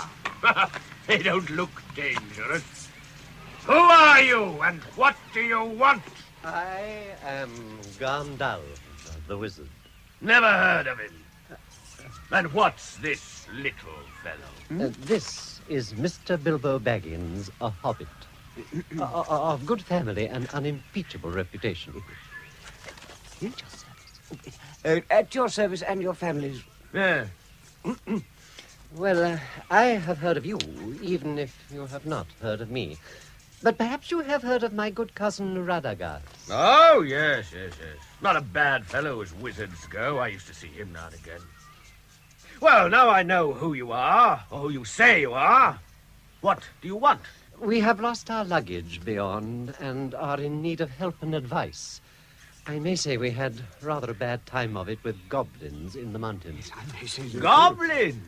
Oh, so you've been having trouble with them, have you? Oh. Well, then you better tell me your tale, if it won't take all day. Now, what did you go near goblins for? I was coming over the mountains with a friend or two. Or two? Well, I can only see one, and a little one at that. Well, I didn't like to bother you with a lot of us until I found out if you were busy. I'll give a whistle, if I may. Yes, go on. Whistle away. Torin Oakenshield, at your service. Nori, at your service. 1 or 3, you mean, I see. But these aren't hobbits. They're dwarves. Well, yes. I am not over fond of dwarves.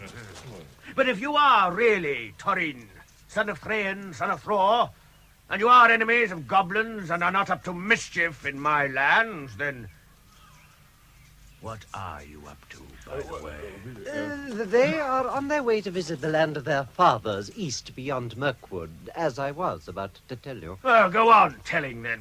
We were crossing the high pass when we took refuge in a cave from a terrible storm. The Hobbit and I and several of our Several? You call 2 several? Well, no, as a matter of fact, there are more than 2. Well, go on. Whistle again. Yes. Ah, there are Dory and Ori. At your service. Ori, At your service. All right.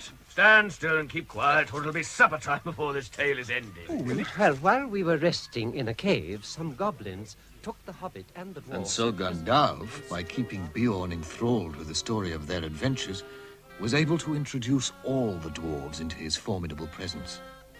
And by the time the wizard had finished his tale, the shadows were long in Beorn's garden. Bumpy flight. The eagles put us down on Karok. That's a good tale. It's a very good tale. It's the best I've heard for a long time. You may be making it all up. I beg your pardon? But you deserve a supper for the story all the same. Let's go in. Have something to eat. Yes, please. Remember your manners.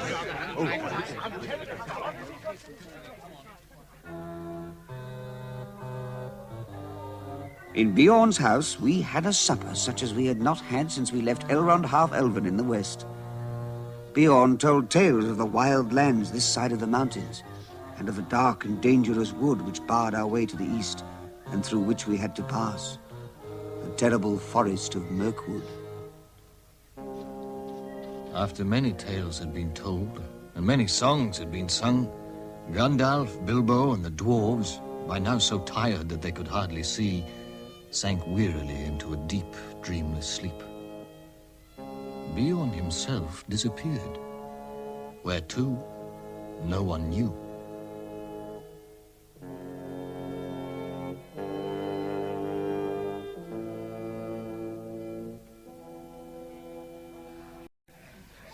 Get up, lazy bones.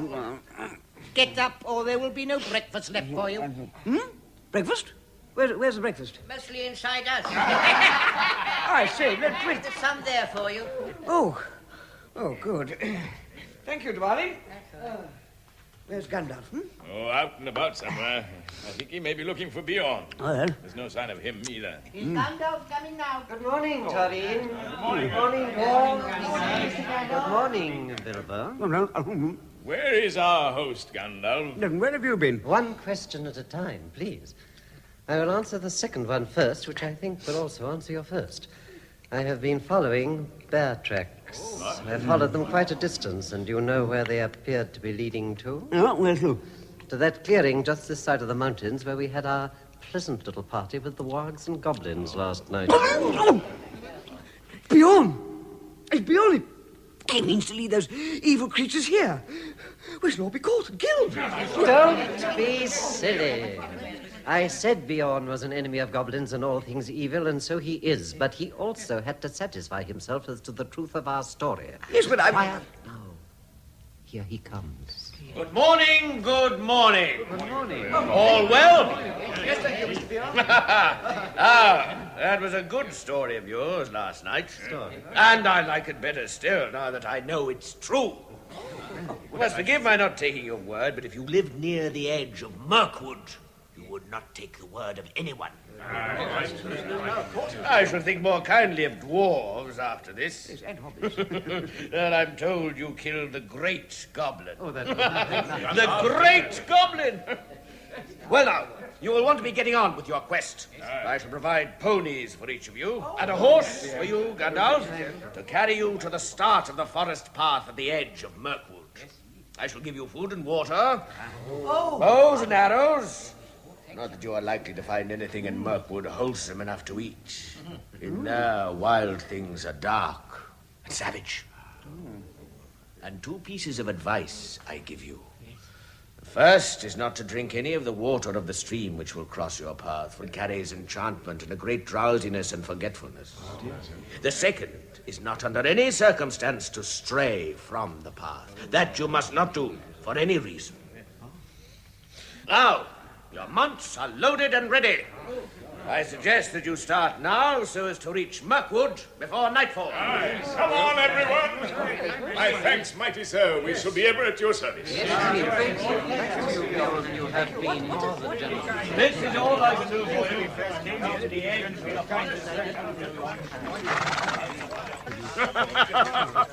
Let me lift you up, Mr. Baggins. I can see that hobbits are not made for pony back. Oh, well, I have... Up! Thank you, Mr. Bjorn. Everybody mounted. All ready, Bjorn. Good. Gandalf. Yes? At the gate of the forest, I must ask you to send back my horse and my ponies. Of course. I wish you all good speed. My house is open to you if ever you come back this way again. Farewell. Farewell. Goodbye. Goodbye, Mr. Bjorn.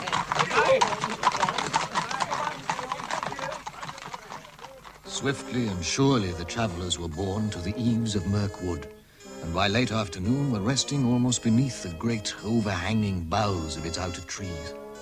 Their trunks were huge and gnarled, their branches twisted, their leaves dark and long.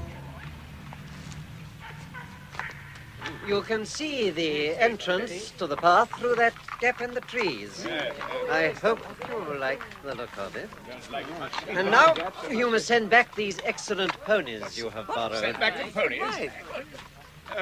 What about your horse, then? You don't mention sending that back. I don't, because I am not sending it back. Huh? I am riding it back. No, It's no use arguing. I have some pressing business away south. In any case, I'm sending Mr. Baggins with you, and I've told you that he has more about him than you guess. You'll find that out before long. So cheer up, all of you, and think of the treasure at the end. Come now, dismount and unload the ponies. Dismount, everyone. Stop.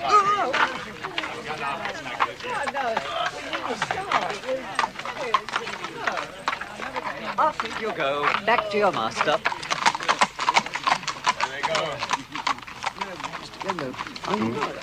Are you really leaving us? Yes, my little burglar, I really am. Oh, but courage, Bilbo. This is your legend and your adventure. Don't fail me. I'll try not to. Goodbye, then. Goodbye. Farewell, Taurine. Whoa! Farewell, Gandalf. Hurry back to us. Goodbye, Mr. Gandalf. Goodbye. Goodbye, Mr. Gandalf. Come, friends, shoulder your packs. Let us march into Mirkwood. Oh, dear. Far over the misty mountains go, to dungeons deep and caverns low. We must away and break our way.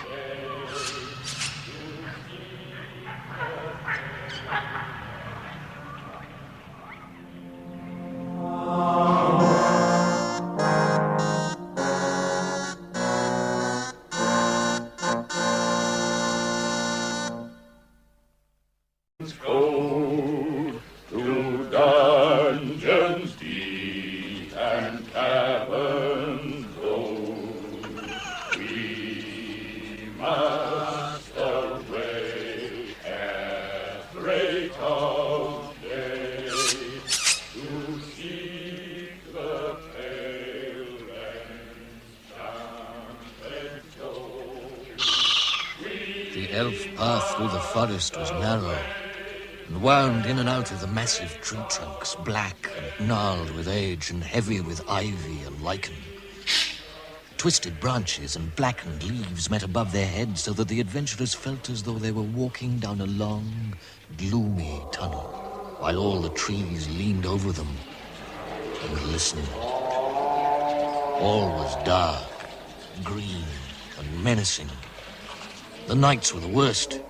It then became pitch dark, so dark that they really could see nothing. Yes, I tried flapping my hand in front of my nose, but I couldn't see it at all. They slept huddled close together and took it in turns to keep watch.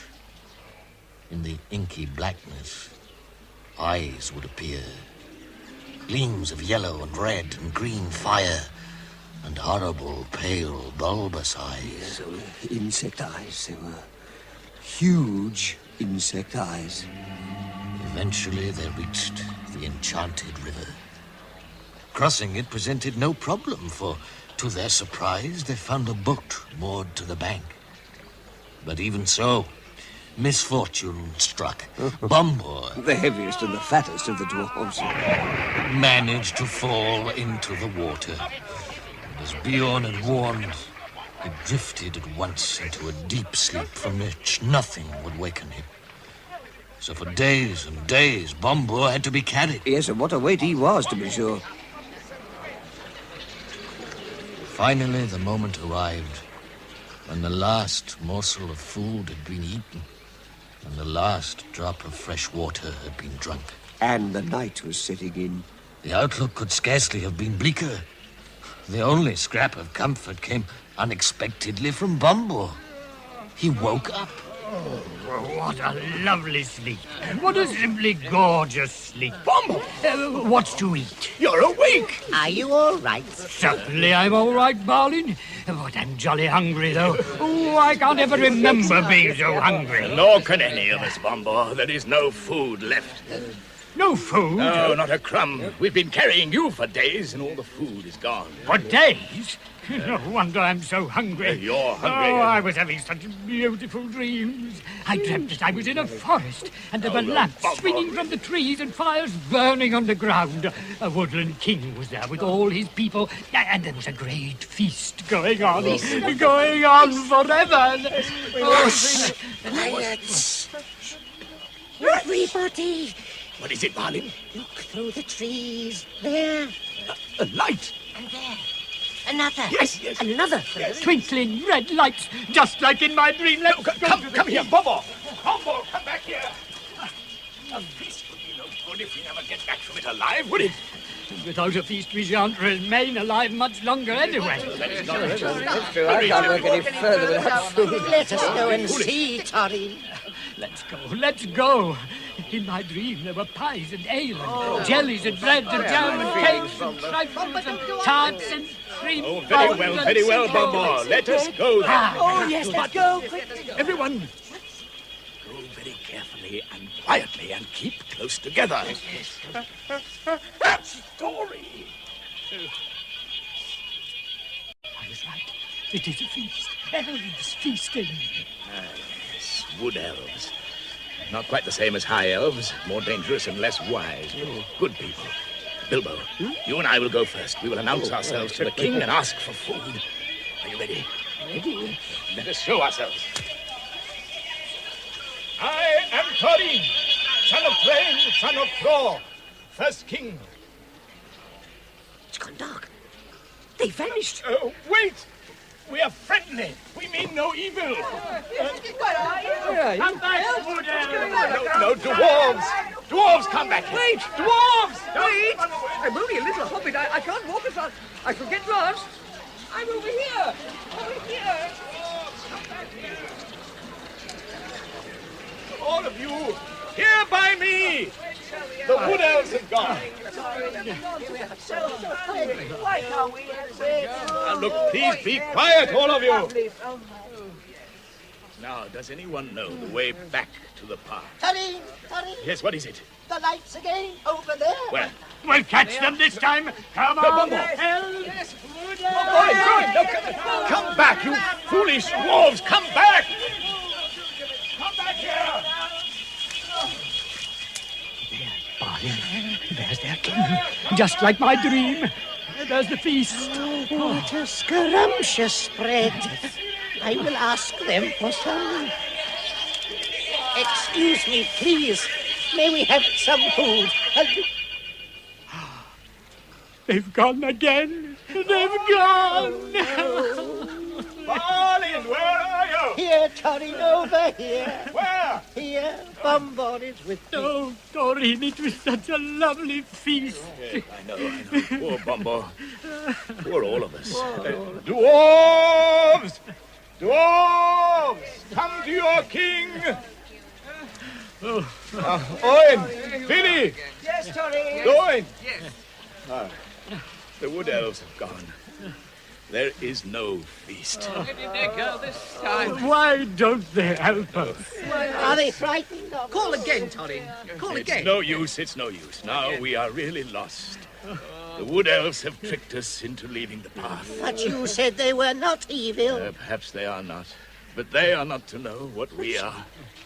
Torin, the burglar is missing. What? The rest of us are all here, but no Mr. Baggins.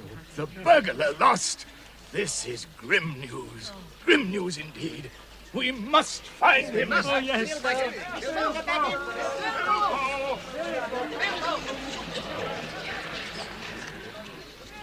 For Bilbo, this was one of his most miserable moments.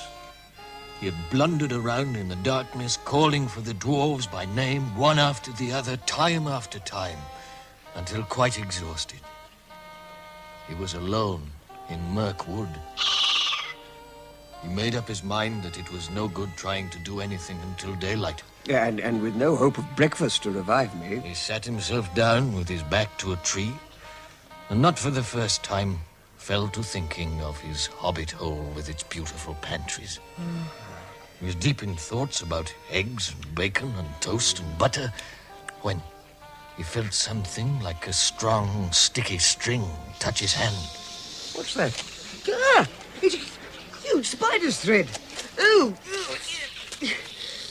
There it is, right up on the tree above me. It wants to get me in its web and eat me. Horrible thing. It's huge. Well, my elf blade was meant for goblins. Let's hope it works against spiders. Ah! It's going to jump on me. You hideous thing. You see how you like that?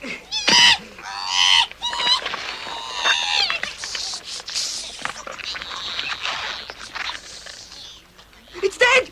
It's dead! I've killed it! All alone I've killed it! No Gandalf or dwarves to help me! I killed it! Oh, I did it! Oh, well, my trusty sword, you saved my life. I'll give you a name. I shall have to call you, yes. Sting. Sting, that's what I'll call you, Sting. That's a good name for a sword. Oh, dear. Now I must explore. Which way? Oh, which way? Yes, well, I'll just have to guess and trust to luck. Oh, why didn't we remember Bjorn's advice and Gandalf's? What a mess we're in now. We? I only wish it was we. Oh, it's horrible being all alone. Oh, more spiders.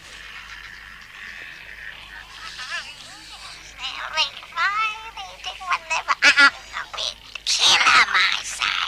Kill him now and hang him dead for a while. They're dead now. I warrant that they're not. I saw one struggling just now, just coming round again, I should say, after a beautiful sleep. Oh, I'll show you. What are they doing? What are all those bundles they've got there hanging from that branch? They look like cocoons or something. Not of them. 1, 2, 3, 4, 13? 13! They've captured the dwarves. They must have surprised them and knocked them out with those poisonous stings. What can I do? Yeah, I'll put the ring on my finger. If it made me invisible to goblins, it should make me invisible to spiders.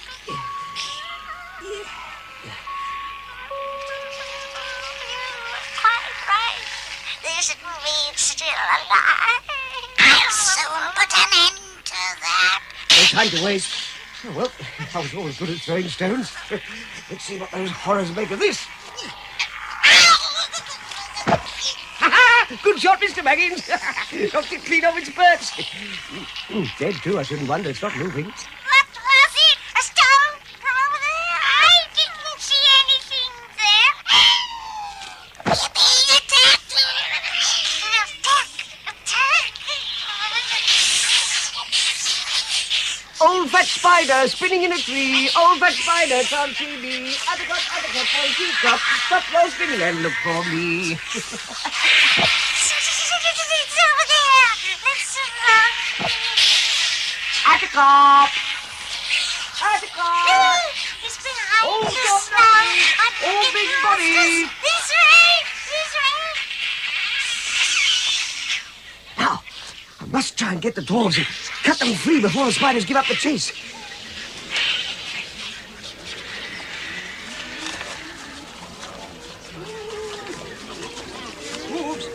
Dwarves? It's me, Bilbo. Oh, mustn't forget to take the ring off. I'll get you all free, don't you worry. Now, which one's this? Here. I should know this nose. Oh. Barlin, should have known. You all right? You look a bit blue. Yes, I am all right. Thank Good, you, good. Mr. Baggins. Look, have you got your knife? Knife? Yes, your knife. Yes. Good. Well, look, cut some of the others loose. It won't take the spiders long to realize they're chasing a will-o'-the-wisp and they'll be rushing back here. Who's next? This way.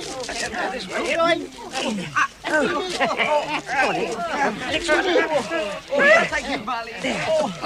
There you are, Bomber. You're the last. Of course. You had to leave me to last. Oh, these horrible threads. All sticky. Shh. All of you, shh. They'll be back in a moment. Now, look, all of you. You get stones, sticks, your swords and knives, anything you can lay your hands on. It's going to be a stiff fight. There are hundreds of them. But with a bit of luck, we should be a match for them. Now, I'm going to disappear. What? Disappear? With this, my magic ring. With a magic ring? Well, yes, I was going to keep it a secret, but I found it in the Goblin's cave. When I put it on, it makes me invisible. That's how I managed to rescue you. Well, what's your plan? Well, I'll disappear. Yes, I'll disappear. I'll disappear and I'll try to draw the spiders off in this direction, you see, and you run that way, and then I'll try and meet up with you later, all right? We can't let you... No time for that. Here they come. Go on, quick. I'll do the stinging. Go on, off you go, quick.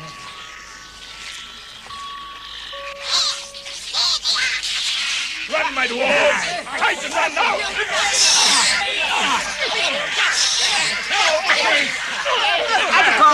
Atticop!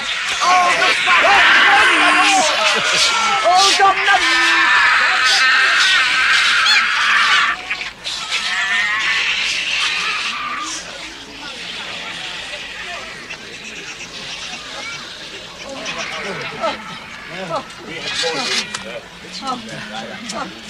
The spiders have turned back. They have given up.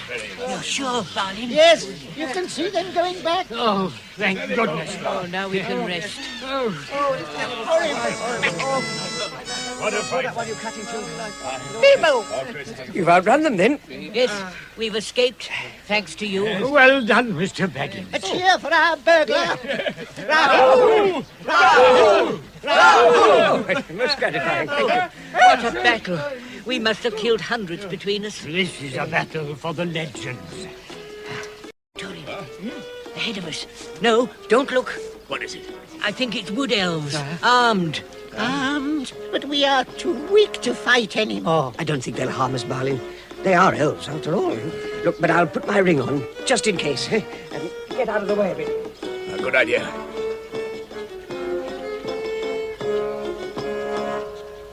What is it you want, wood elves? Our king wishes to talk with you. You will come with us. Lay down your arms. I say we fight them. No, perhaps they'll be kind and give us food. Oh, very well, then, very well. We mean no harm, elves. Come, dwarves. Now let us go with the elves. At least they may guide us out of this accursed forest. Follow us, then.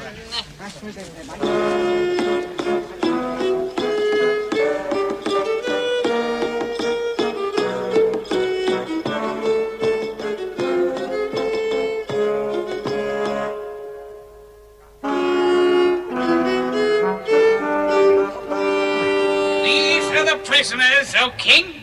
Indeed. Loose their bonds. They need no ropes here. There is no escape from my magic doors for those who were once brought inside. What have we done, O King? Is it a crime to be lost in the forest, to be hungry and thirsty, to be attacked by spiders? Are spiders your pets, that killing them makes you so angry? It is a crime to wander in my realm without leave. Do you forget that you were in my kingdom, using the path that my people made? Did you not twice attack my people? We never did. You attacked my people at their merrymaking in the forest and roused the spiders with your riot and clamor. Now, I have a right to know what brings you here. Well, as you wish. I shall keep you all in prison until you have learned sense and manners. Take them to the cells. Take them away.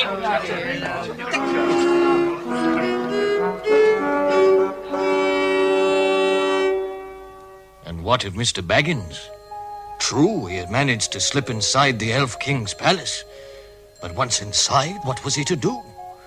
For days on end, he wandered about, trying to discover a way of rescuing the dwarves. But I did manage to discover where the dwarves' cells were. Yes, and in the deepest and gloomiest dungeon of all, he found Taurine. Taurine? Taurine? Taurine, are you in there? Bilbo! Bilbo! Thank goodness you found me. Where are the others? They're in cells just above yours. I managed to keep out of sight with the ring. Well done, Bilbo. Gandalf was right. You certainly have proved your worth. Oh. Thank you, Taurine. Thank you very much. Has the Elven King discovered the reason for our quest? Oh, I don't think so. I haven't heard any mention of Smaug or our treasure. You mean my treasure? The dwarves' treasure. I don't trust these wood elves one little bit. If they think they can get a share of our gold, they... Well, when do we escape? What? What's your plan? When do we... What's my...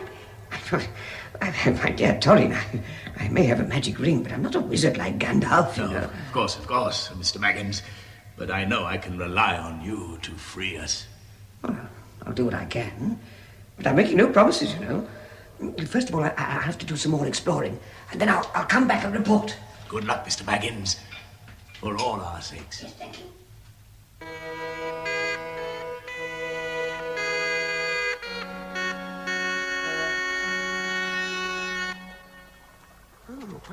What's this place?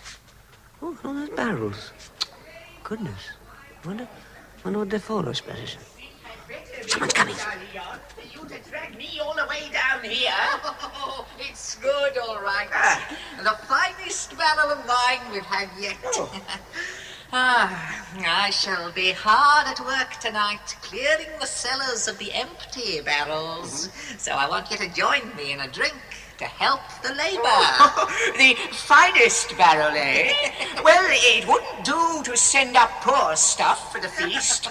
Perhaps it's my duty to taste it. Over here. Mind the trapdoor. It's rotten, and I shouldn't like to see the chief of the guard falling through into the stream. You must get it mended, then. Yes. All in good time. Now, here, taste this. Well then, this is the wine cellar. And they tip the empty barrels through the trapdoor into the stream below. But where does the stream lead to? Excellent, Galleon. Truly excellent. Yeah. The Elf King's feast will be all the merrier for this Lake Town brew. Those lakemen are surely the masters of winemaking. Indeed they are. Oh, a precious little elf. Lake Town. Well, if the barrels come from there, maybe the stream carries them back. It's a chance. Well, I can't see any other, anyway. I wonder what Taurine will think of it.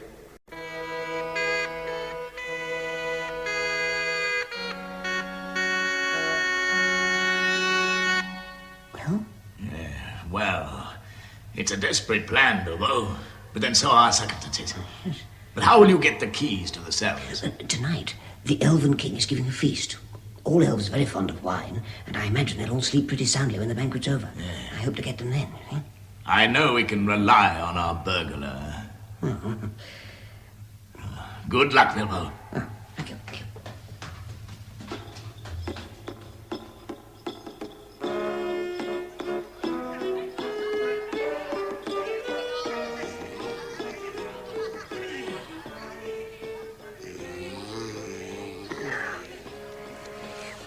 Gently.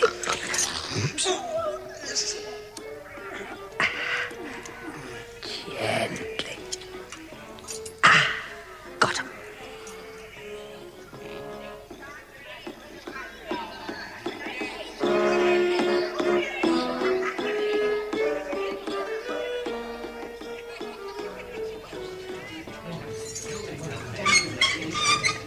There you are, Torrin. You're the last. Good for you, Bilbo. Shh. Quiet, all of you. What is the plan, Bilbo? I shall take you down to the wine cellars. Oh, go. Yes, shh, Bombo. There are dozens of empty barrels there due to be dropped through a trapdoor into a stream which flows underneath the palace. You will be in the barrels. Well, that's all very well, but... well, what then? Well, what then? Yes. Well, I don't know. I can only hope that the current will float the barrels to somewhere. I mean, where the lake men who make the wine will pick them up. But we might be drowned. Or bruised and battered to pieces. I'm not going into any barrels. It is impossible. All right. We cannot do Very it. well.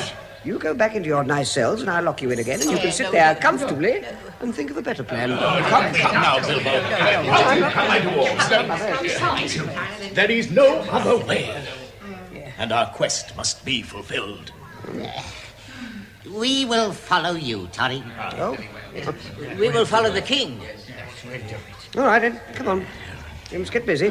Follow me and shh. Be very, very quiet. Quiet.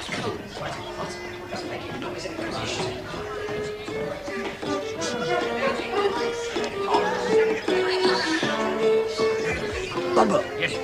You watch for the guards. Yes. And the rest of you to the barrels. They're over there. I'm not getting into Come on, help me get the lids off. Quietly. Darling. Yes. Get some straw. Over here. Here you are, Bilbo. Good. Now, in you get, all of you. Go on in. It's yours. Back it tightly into the barrel. That's right. Darling, come on, in you get. Yes. Come on. Well, there seems to be plenty of room, but I only hope I'm not in here too long. So do I. Mind your beard. Now, duck down while I put the lid on. Mind my hood. Get down. Can you breathe? No, well, never mind. Goodbye, Bilbo. Bye-bye. Now, quickly, Bombo. Bombo. But I can't get in there. Push him, Bilbo. It's no good. Bombo, breathe in, will you? Take some straw out. Quickly. Now, try it. Breathe in. No, breathe out. That's it. Out. That is it. Yes. Now it's just you and me, Bilbo. Someone's coming. Quick, go on, in you get. There's just time. Yes, Simba, but what about you? I'll be all right. Now, get in. I'll put the ring on.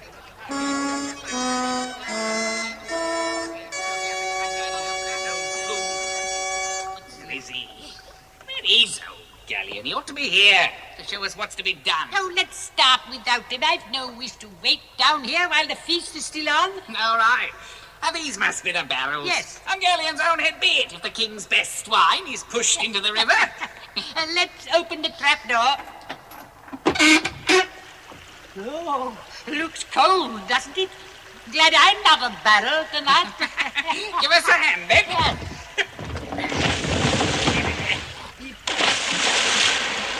And next.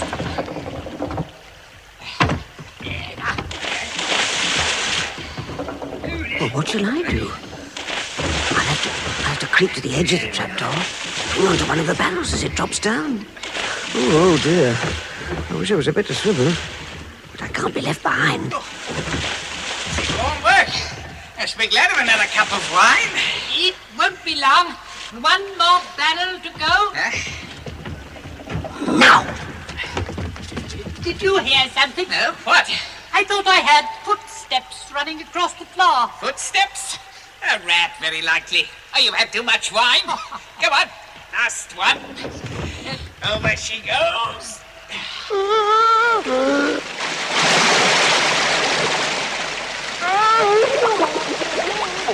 Poor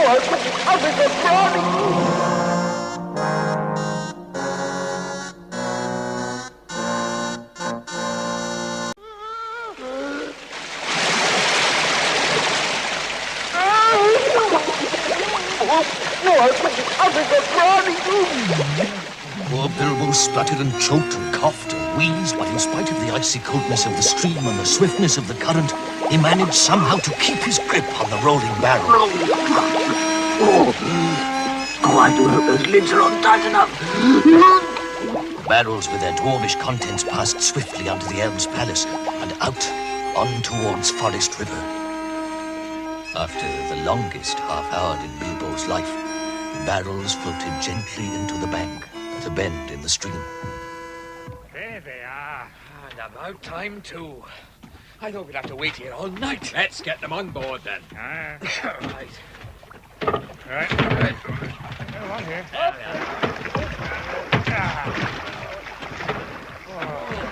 This is a big load. If they're all as heavy as this, they'll sink the boat. I better try and climb on board while they're loading up. Oh, I hope those lids have stuck on all right. Perhaps the dwarves are all drowned or battered to death. There we are.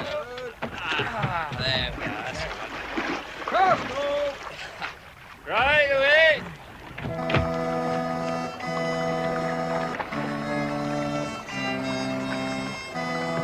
The day grew lighter and warmer as they floated along. After a while, the shore sank to river level. The trees ended, and then Bilbo saw a sight.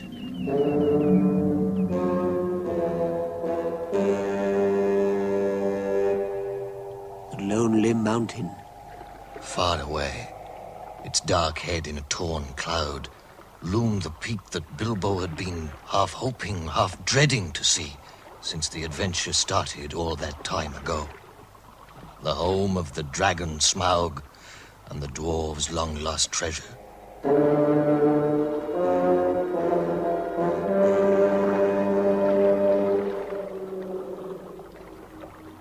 The sun had set by the time they reached the lake town of Esgaroth, a town that had been built after the destruction of Dale by the dread Smaug.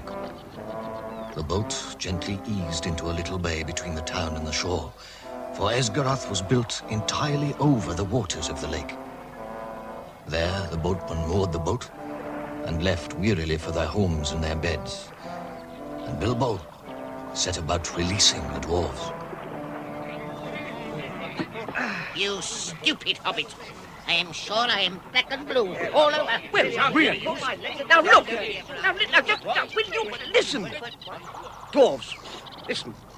Are you still in prison or are you free? Well, I mean, all this moaning and groaning and where's your gratitude? I mean, yes, do you think I enjoyed the trip down the river? Shame on you, shame on you. I'm only a hobbit, and you're dwarves. Yes, great big... You ought to know. You're supposed to be brave warriors. Warriors? I've seen better. Now listen. Now you stop all these foolish complaints and let us consider what is next to be done. Well, Mr. Baggins, what do you think is our next move? I suggest we go into Esgaroth. What, at this time of night? Certainly. Perhaps the lake men will give us food and shelter. Yes, I agree. Let us make ourselves known. I am grandson of the last king under the mountain. Esgaroth and all these lands are part of my domain. I shall enter in upon my inheritance. That'll be nice. Come, to the gates of Lake Town. All right. Come along, all of you then. Come on,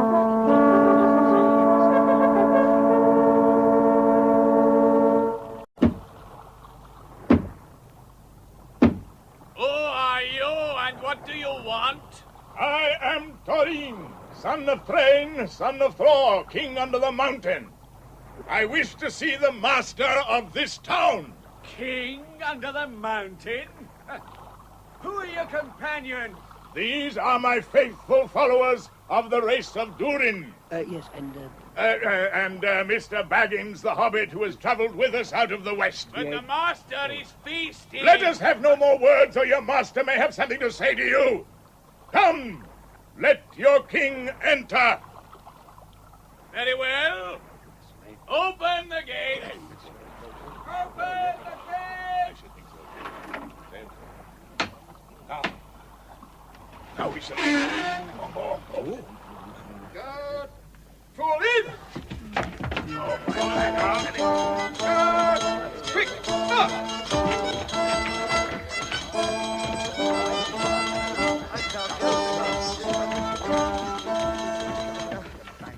captain of the guard, with 6 of his men, led them over the bridge, through the gates, and into the marketplace of the town. From a great hall shone many lights, and there came the sound of many voices. The dwarves stood at its doors, blinking in the light, and looking at the long, crowded tables.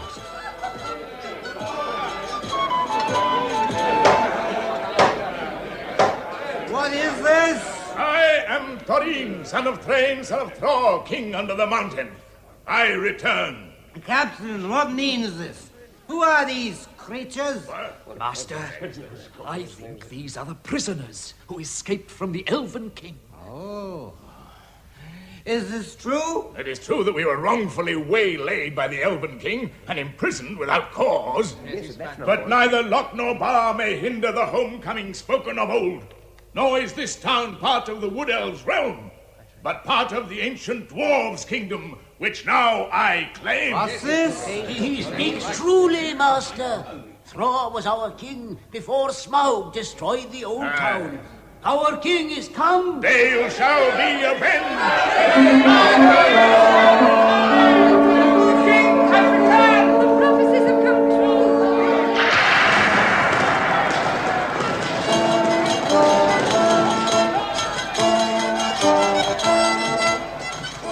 Dwarves were welcomed in the town amid scenes of astonishing enthusiasm.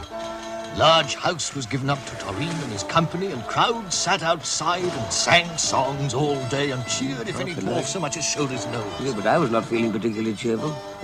I had not forgotten the sight of the mountain.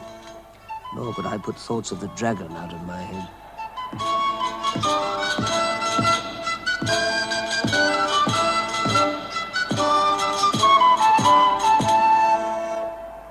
At the end of a fortnight, Thorin began to think of departure.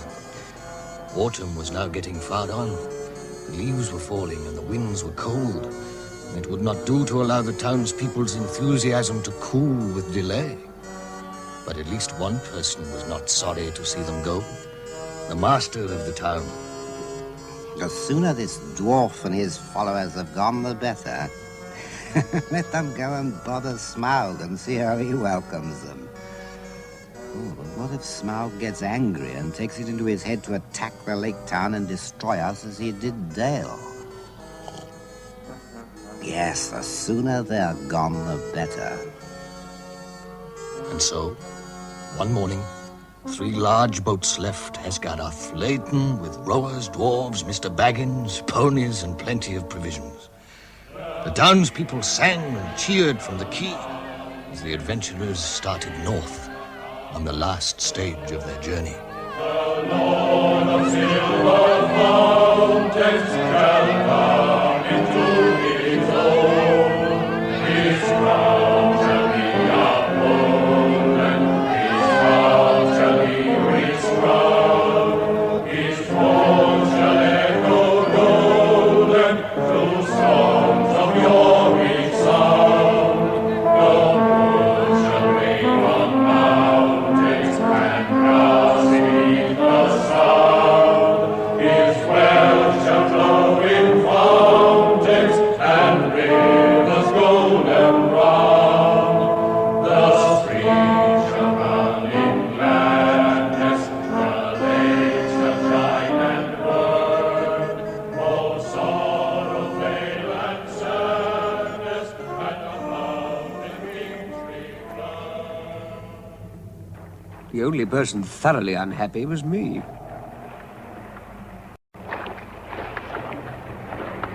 In 2 days, they rode to the northern tip of the long lake, where the river running led straight to the lonely mountain. They could all now see it, towering grim and tall before them. At the end of the 3rd day, they drew into the bank and disembarked, for the rowers would row no further. The ponies were loaded, the lakemen said farewell, and Bilbo, Thorin, and the dwarves set out for the regions known as the Desolation of the Dragon. We all knew that we were drawing near to the end of the journey, and that it might be a very unpleasant end. All the same, they reached the foot of the mountain on the 4th day without mishap, and without seeing any signs of the fiery dragon. Thorin! Yes, Marlin, what is it? Over there, where the river comes out of that great cavern in the mountainside. That must be the south gate that the lake men told us about. They also told us that it was Smaug's front door. So let us make our way to the western face of the mountain and look for the hidden side door. Yes, and quickly. If my grandfather's map is true, the entrance will be high up. So we have some climbing to do, my friends. Come, let us move away from these dark birds. They look like the spies of evil. Come, courage, dwarf, forward! After yet another hard and difficult journey, their spirits lowering by the hour, the company made camp in a long valley on the western side of the mountain. Day by day, in parties, they toiled up and down the craggy mountainside, searching for the secret door. And day by day, they came back to their camp without success. But at last, unexpectedly, they found steps cut into the rock, leading upwards and out of sight. Oh, this staircase seems to be going on forever. Oh, it's getting very narrow, too. Oh, look. You can see the ponies down there. Oh, I'd really rather not look if you don't mind. It's rather a long way down. The steps are opening out into a sort of ledge. Can we rest here, Tarin? Oh, we can't go any further, so we might as well. Can't go any further? Why not? Well, look ahead. This is as far as the steps lead, to this little shelf here. Well, then this must be the secret side door. What must be? Well, yeah, this cliff face. But there is no keyhole, no doorpost or lintel to be seen. It is as smooth as glass. Well, exactly. It's too smooth. The rest of the mountain is rough and pitted. This surface is as smooth and upright as mason's work.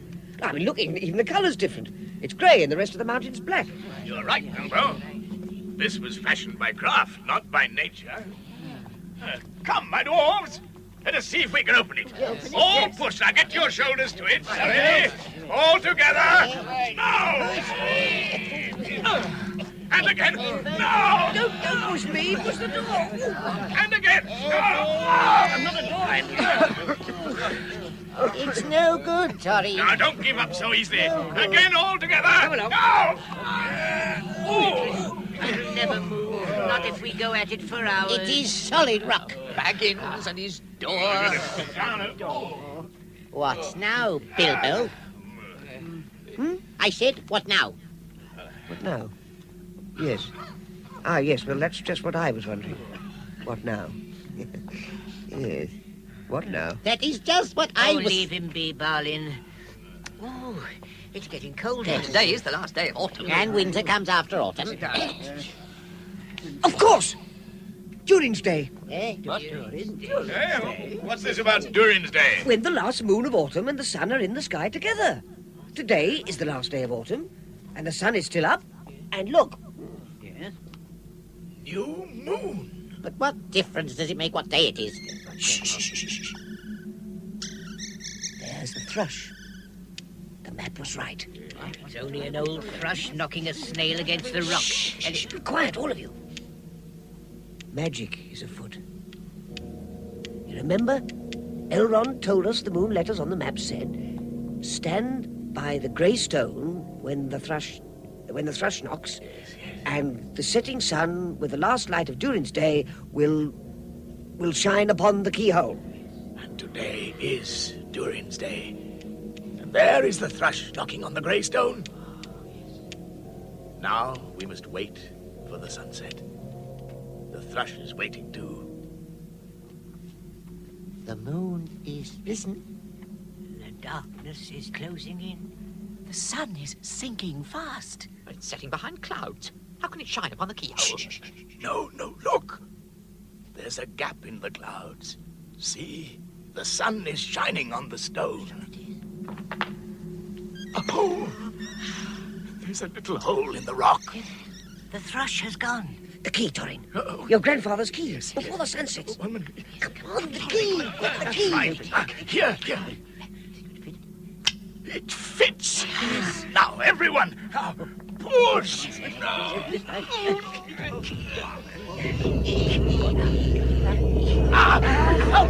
The secret door. We found it.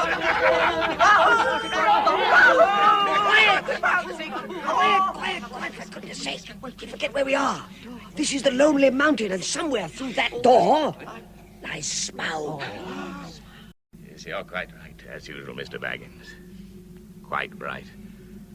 Well, my dwarves, now is the time for our esteemed burglar to perform the service for which he was included in our company. Yes. Now is the time for him to earn his reward. Earn my reward? What if you mean you think it's my job to go into the secret passage first? Oh, Torin Oakenshield, may your beard grow even longer.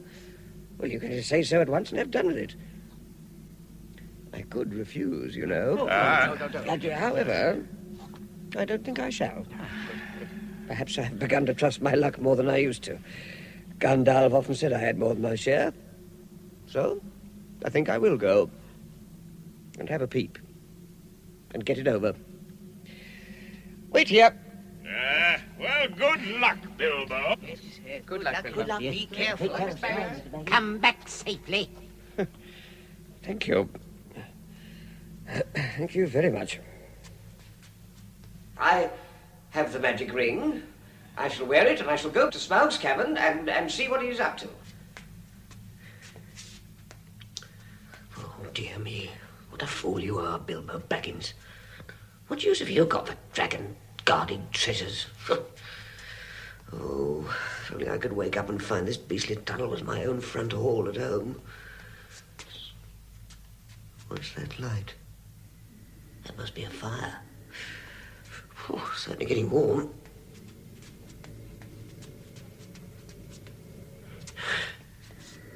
What's that?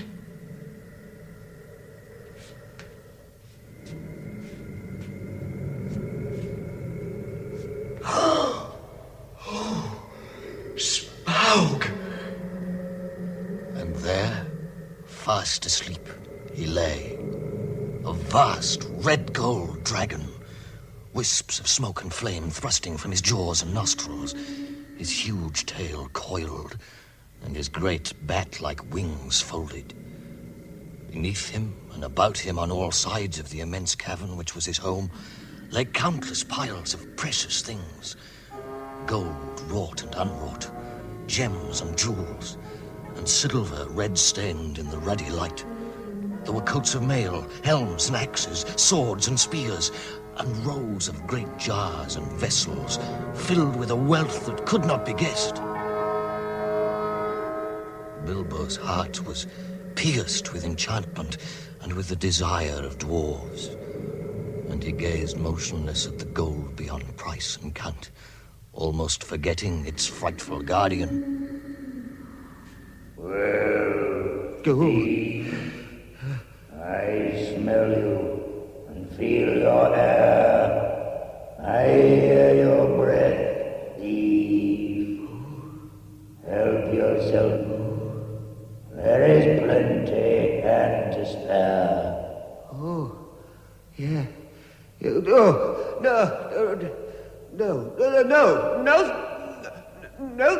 thank you. Smaug, the tremendous. I didn't come for presents. I only wished to have a look at you and see if you were as great as the tales say. And am I? Truly, songs and tales fall utterly short of reality. Oh, Smaug, the chiefest and greatest of all calamities. Who are you? And where do you come from, may I ask? I know the smell of dwarf, no one better. I am the friend of bears and the guest of eagles. I am the clue finder and the ring winner. I am the luck wearer and the barrel rider. Lovely titles, to be sure. But what are you, thief barrel rider, eh? I don't know your smell. Well, you don't know everything. Oh, Smaug the Mighty. Is that so? Well, I certainly know that you're here to steal my treasure.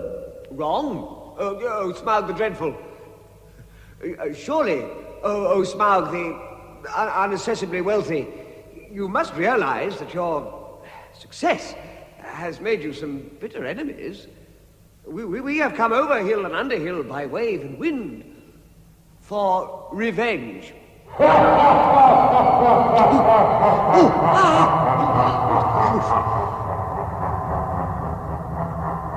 Revenge? The king under the mountain is dead. And where are his kin that seek revenge? The Lord of Dale is dead. And where are his sons that dare approach me? I kill where I wish, and none can resist. I laid low the great warriors of old when I was young and tender. Now I am old and strong. Strong, deep in the shadows. Yes. I have always understood that dragons were softer underneath, especially in the chest. Your information is antiquated.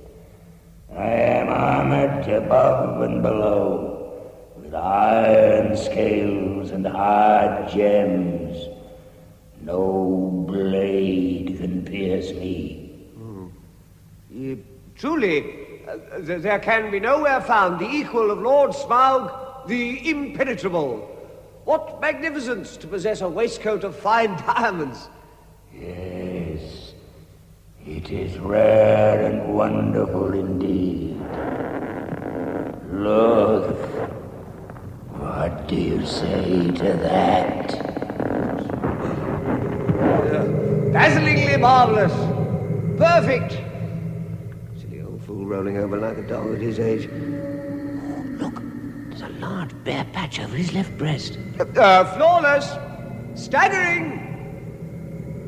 Well, I must not detain your magnificence. Ponies need some catching, I believe, after a long start. And so do burglars.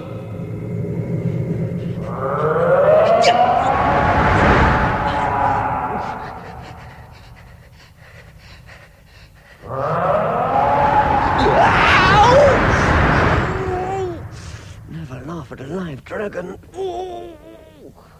Thief, I heard you run up the tunnel.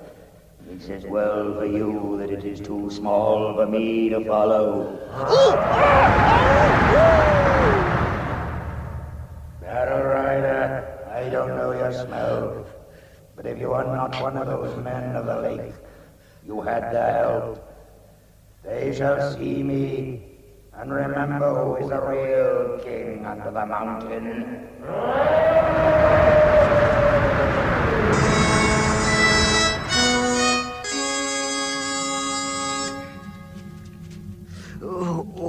Bilbo! It is Bilbo. Bilbo, your clothes are nearly burned off your back. Come and sit down here by me. Thank you. Oh, I think I'll just stand.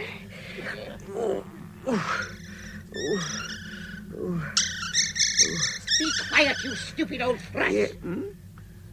Now, Bilbo, have you discovered anything? Yes, I have. Smaug has a bare patch in his armor, just over the left breast. A champion archer might be able to kill him with an arrow in there. Well done, Bilbo. Anything else? Yes. He's guessed that we came from Lake Town. He'll be going there for revenge. He also knows where we're hiding, so our only hope is to keep well in the tunnel and close the door. Yes. Tell me, Bilbo, when you saw the treasure, did you see the Arkenstone? The what stone? Arkenstone? What's that?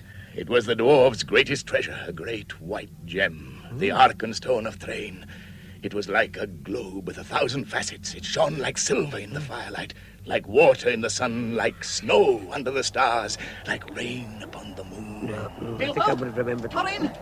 It's Smaug! He's flying this way! Quick! Inside, everybody! Into the tunnel! Marlin, stand by the door! Fly away, old flash, before you're caught! Everybody in! Shut the door, quickly!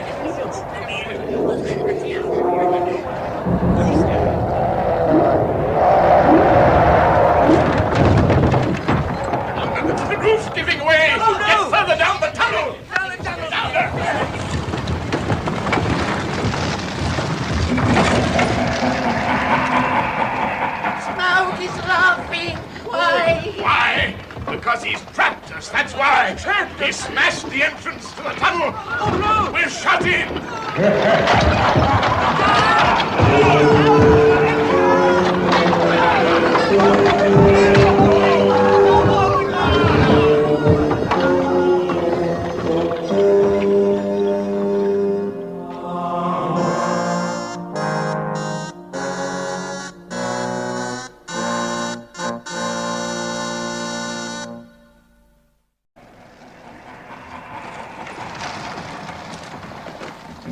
Smoke is laughing. Why? Because he's trapped us, that's why. Trapped? He smashed the entrance to the tunnel. Oh, no! We're shut in.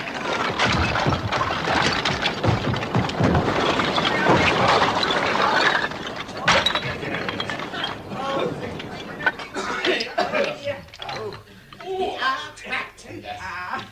This is the end of our quest. But smoke will make a meal of us. We shall die here. We shall die. Oh, my dear. Come along now. Come along, all of you. Come. I mean, while there's life, there's hope, my father used to say. Yes. Yes, but now look, listen, all of it. Now look, I'm going down the tunnel once again. Yes, I mean, after all, the only way out is down, isn't it? Yes. So I think this time you'd better all come with me. Now come, my dwarves, come. Mr. Baggins is right. It is the only way. Quite right. Yes, but you seem very cheerful about it, Bilbo. Yes, I know. I can't explain it. Yes, it must be simply burglar's luck. Now, come along. Down the tunnel, all of you. And be quiet as you can. And do be careful. The treasure cavern is just round this corner. There's no red glow, so I don't think Smaug is at home. All right. Now, all of you, wait here while I go and see. Come on, Tony. All right.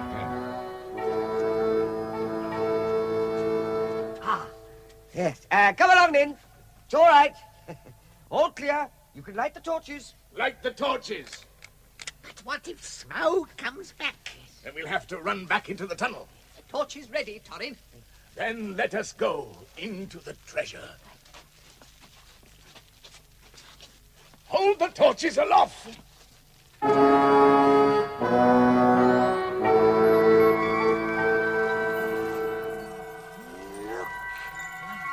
At last, the fabled treasure of the race of Durin. Many long years have we dreamed, my dwarves, but never have any of us dreamed of such beauty and the vastness of the hoard. Gold, my dwarves!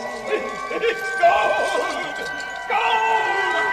And silver, diamonds, and rubies, and sapphires, and emeralds, swordstones, precious rings, royal crowns, shining armor. Fill your pockets. Take all you can carry.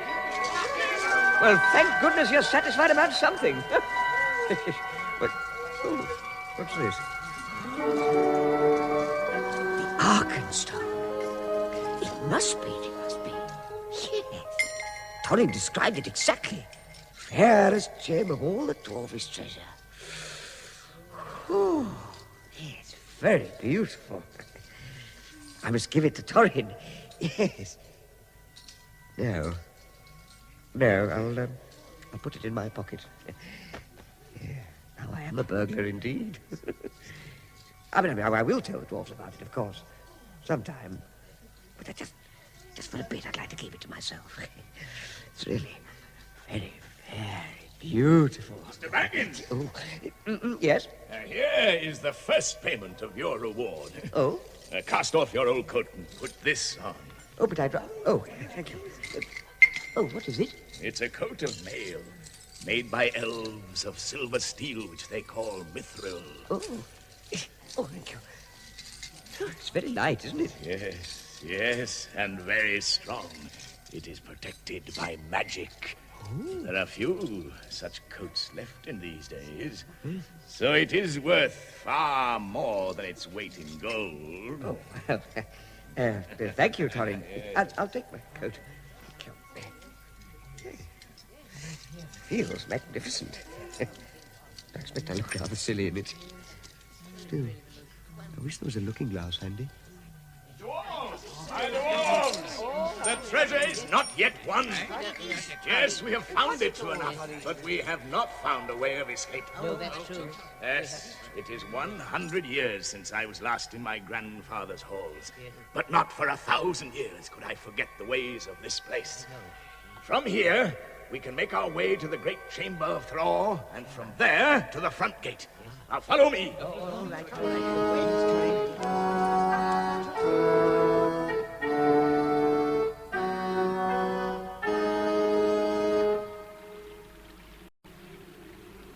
See? This is where the river comes out of the south side of the mountain.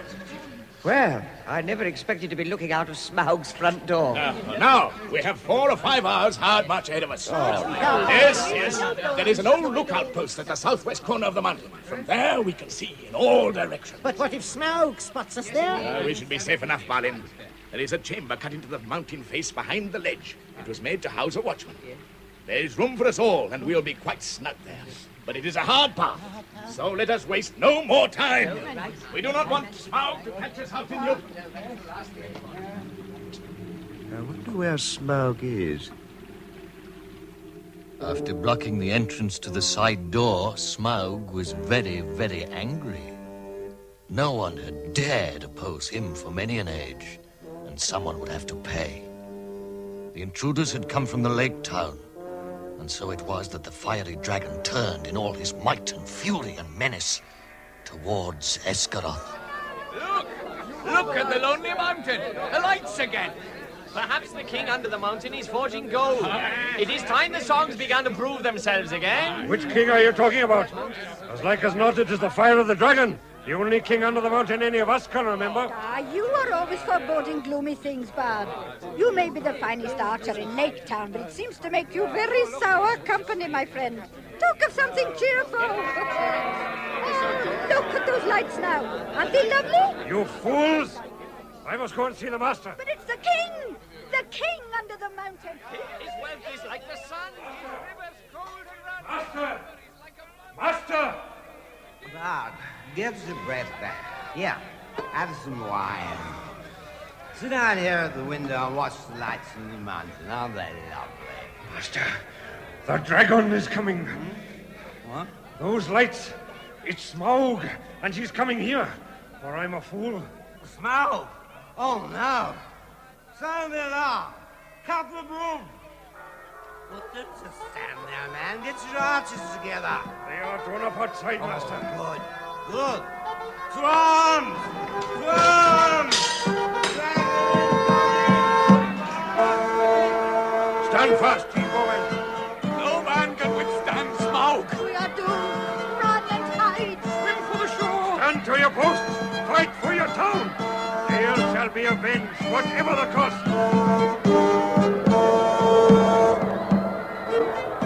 Here he comes! Don't waste your arrows, and don't shoot till I give the word.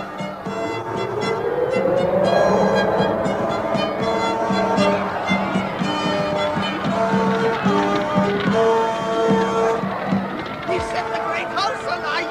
Shoot!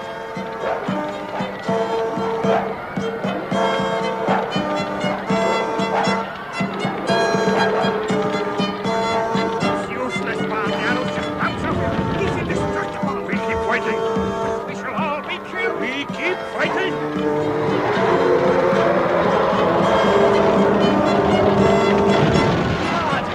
Bard, come quickly! The town is destroyed and the people are fleeing to the mainland. I shall never leave. I'm of the race of Gideon, Lord of Dale in better days. My place is here to fight and to die for the town of Nibi.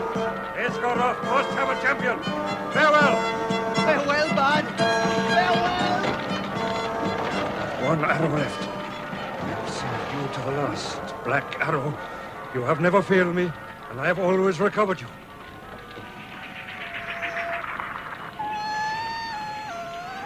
What is it, old thrush? What tidings do you bring?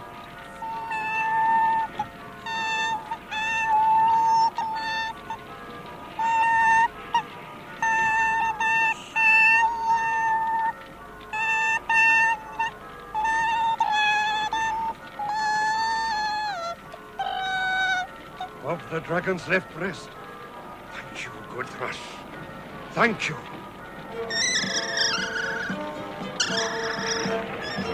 Smaug. I see it. I see the hollow. Black arrow. To your mark. Smaug's wounded! It can't be true. It is. Look, he's falling. He's falling on Escaron!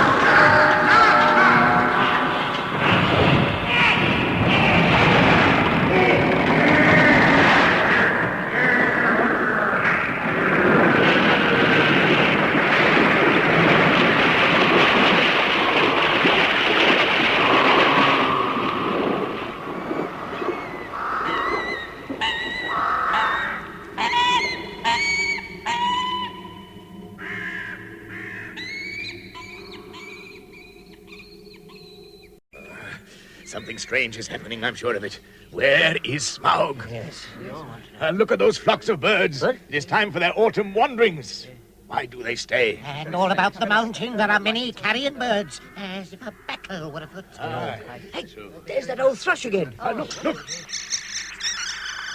He's trying to tell us something. If only he were a raven. We dwarves can speak with ravens. He's gone. I knew many ravens of the rocks hereabouts when I was a dwarf lad. Just above this very guard chamber, there lived a wise and famous pair, old Kark and his wife. But I don't suppose that any of that ancient breed linger hereabouts now. Hey, the thrush is coming back. Yes. Look at him, and he's bringing a raven with him. And a very old raven, to be sure. Look at his bald head and see how slowly his wings flap.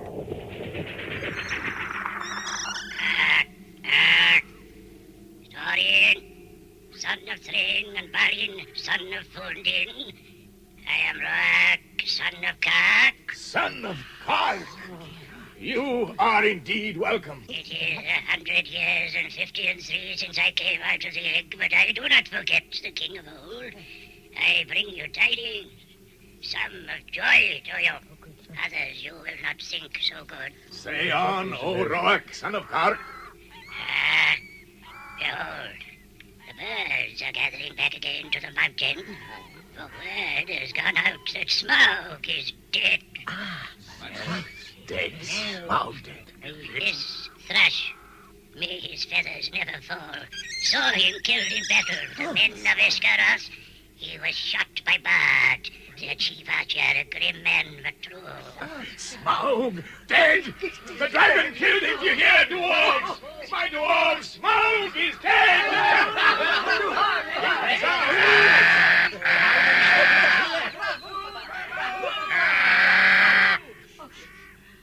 So much for joy. Thorin, Oak and Shield. But many are gathering here beside the birds. The news of the death of the dragon has already gone far and wide, and the legend of the wealth of Thraw has not lessened in the telling during many years. Many are eager for a share of the spoil. Share? Already a host of wood elves is on its way from Blackwood with their king. Wood elves? Wood elves? First, they have gone to give aid to the men of Escaros, whose town is no more. Many of the townsfolk have died. By the lake, men murmur that their sorrows are due to the dwarves. They too think to find amends from your treasure. They must think again. Wisdom must decide your cause. But if you will listen to my counsel, you will not trust the master of the lakemen, but rather him that killed the dragon, Bard the bowman. Somehow he escaped alive in the wreck of Lake Town, and he is hailed as hero and savior of his people. They called for him to be their king, but he is loyal to the memory of the race of Durin. We would see peace once more among dwarves and men and elves after the long desolation, but it may cost you dear in gold. I have spoken. None of our gold shall they have. Ah, thanks, Rourke, son of Carrick. If you would earn our thanks still more, I beg of you to send your fastest and strongest messengers to my cousin Dain in the Iron Hills of the North, for he has many fierce warriors well armed and dwells nearest to this place. Bid him hasten to us. I will not say if this counsel be good or bad, but I will do what can be done. Farewell.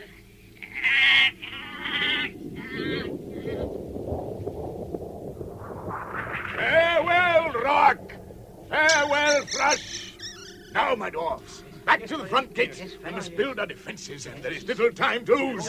Bend your backs to it. The king beneath the mountains, the king of carven stone, the lord of silver fountains. The dwarves laboured hard in fortifying the front gate, for since this was now the only way out of the mountain, it was also the only means of access to the treasure. As they worked, the ravens brought news that the joint armies of the lake men and wood elves were hurrying towards the mountain. In 4 days they would arrive, and in 4 days the hastily thrown up but solid barrier across the front gate was ready. The only way into the mountain was by climbing over the wall, as the dwarves did themselves, with ropes and ladders. I didn't like the way things were going at all. A company of spearmen are riding up the valley. Who are you that come armed for war to the gates of Thorin, son of Thrain, king under the mountain? Hail, Thorin! We rejoice that you and your companions are alive beyond our hope. There is matter for a parley and a council. Who are you? And of what would you parley? I am Bard, the bowman of Esgaroth, and by my hand was the dragon slain and your treasure delivered. So we learn. I am the heir of Girion, Lord of Dale, and in your hoard is mingled much of the wealth of that town which Smaug destroyed. I would speak for the men of Esgaroth, and ask whether you have no thought for their misery and distress. They aided you in your need, and in recompense you have brought only ruin. We are just in all things, but nothing will we give under threat of force. I will not parley with armed men at my gate. Not at all with the people of the Elven King, whom I remember with small kindness. The Elven King is my friend, and has succored the people of the lake in their need. Enough! In this debate he has no place. Begone now, ere our arrows fly. One moment more. These are our terms. Herald. In the name of Esgaroth and Mirkwood, we speak unto Thorin Oakenshield, king under the mountain. We bid him consider well these claims, or be declared our foe. At the least, he shall deliver 1/12 portion of the treasure unto Bard, as the dragon slayer and the heir of Girion, from which Bard will himself contribute to the relief of the men of the lake, and to the rebuilding of a new town.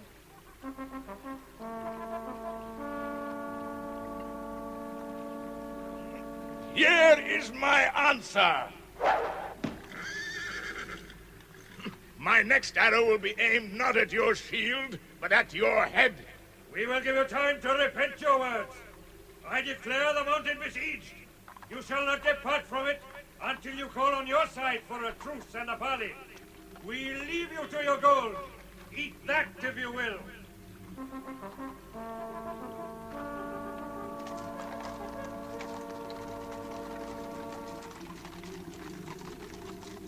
Time behind the barricade passed slowly and wearily, until at last news came of Thorin's cousin Dain from the Iron Hills. It was only 2 days' march away, and was bringing with him more than 500 armed dwarves. This was the moment for Bilbo's plan. Oh, yes. I decided to take the Arkenstone over to the enemy. Not that I thought of them as the enemy, but those dwarves were so stubborn. Thorin had often said that the Arkenstone was beyond price to him. In fact, he'd made it very clear that anyone finding it and not handing it over to him straight away would be dealt with very sharply. Very sharply indeed. But so determined was Bilbo to stop any fighting before it started. That evening, he took the Arkenstone from its hiding place, wrapped it in a rag, and climbed over the barricade down towards the lower course of the stream. He was nearly across when he missed his footing on a round stone and fell into the cold water.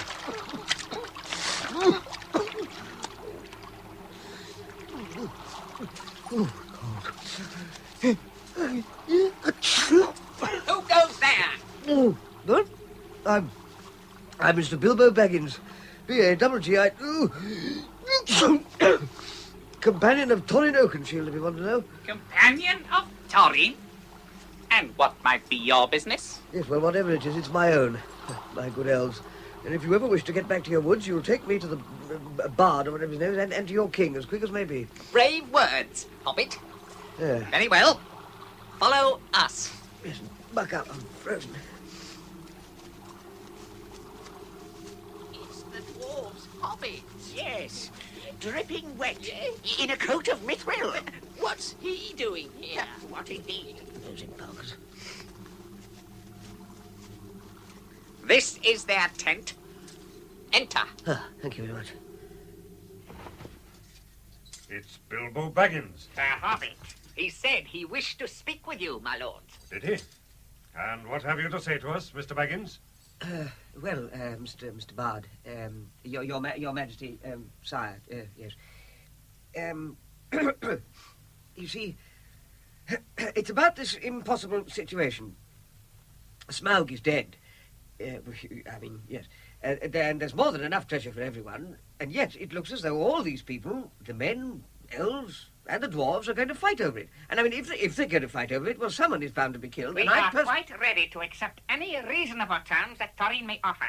He has heard our demands and has not seen fit to reply. Yes, well... There need be no battle. Well, with the humblest respect, the King of the Wood Elves doesn't know the King of the Dwarves as well as I do. Indeed? No. You see, Thorin is quite prepared to sit on that heap of treasure and starve as long as you remain here. Well, let him. Such a fool deserves to starve. Yes, but do you know about Dane and his followers from the Iron Hills? They're only 2 days' march away, you know. We knew of Dane, but not that he was so close. Why do you tell us this? Well... Are you betraying your friends, or are you threatening us? No, neither, Mr. Bard, neither. I'm merely trying to avoid trouble for all concerned. Yes. Now, I will make you an offer. An offer? What is it? Well, it's... this.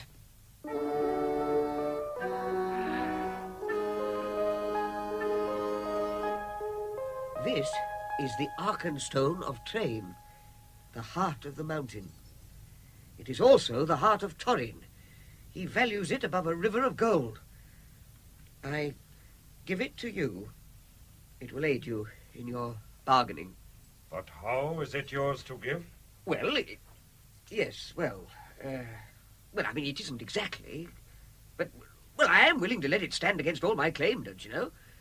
I mean, I may be a burglar, or so they say. Personally, I never felt in the least bit like one, but I am an honest one, more or less, I hope. Anyway, I'm going back now, and the dwarves can do what they like to me. I hope you'll find it useful. Bilbo Baggins. Yes? You are more worthy to wear that coat of mithril than many who have looked more comely in it.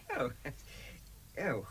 Yeah, thank you, my Lord King. But I advise you to remain with us. Oh, no, I'm... Here you shall be honoured and thrice welcome. Well, it's most kind of you, I'm sure, but I don't think I ought to leave my friends like this after all we've been through together, you know.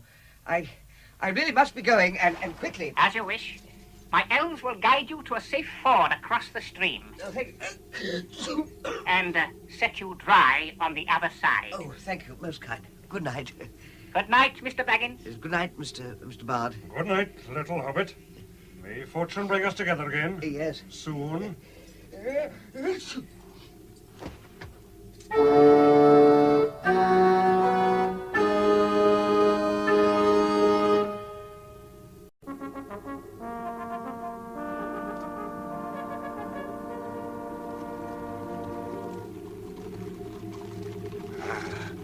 See that, dwarves? They're sending another embassy to parley with us. They'll have got wind of Dyne's coming with his troops. I thought that might alter their mood. They are not sending a herald this time. Bard is coming closer. And there's the Elven King. Old man with them, holding a box. Who is he? And what do you suppose is in the box? Hail, Torrin. Are you still of the same mind regarding our terms? Did you come to ask me idle questions? Still the elf host has not departed as I bade. Till then you come in vain to parley with me. Is there then nothing for which you would yield any of your gold? Nothing that you or your friends have to offer. What are the contents of this box? Open it, old man. What of this? The Arkenstone. The Arkenstone. That stone was my father's and is rightly mine. Why should I purchase my own? How came you by the heirloom of my house? If there is need to ask such a question of thieves. We are not thieves. How did you come by it? Your own we will give back in return for our Where did you find it? There need be no bloodshed. How did you come by it? Torrin. It was me, Torrin. What? It's me. I gave it to them. You gave it, you miserable hobbit! Oh, don't strike me, Torrin! You undersized burglar! By the beard of Durin, I wish I had Gandalf here. I only tried... Curse him for his choice of you. May his beard wither! Oh, Torrin, you're hurting me! Hurting you? Yes, I will kill you, you wretched creature! No, put me down! Down onto the rocks with you!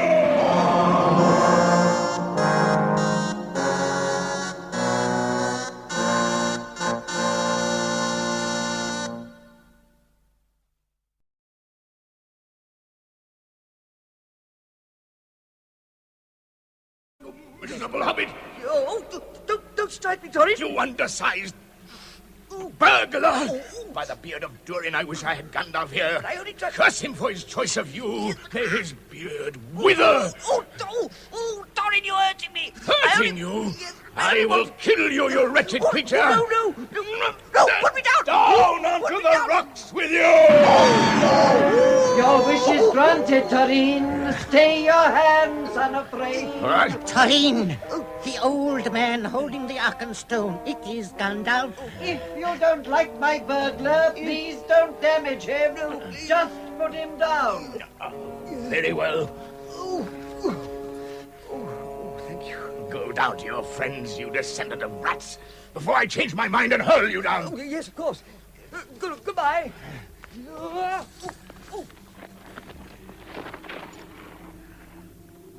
Torrin, we will give you until tomorrow. At noon we will return and see if you have brought from the hoard the portion that is to be set against the stone. If that is done without deceit, then we will depart, and the elf host will go back to the forest. Meanwhile, farewell!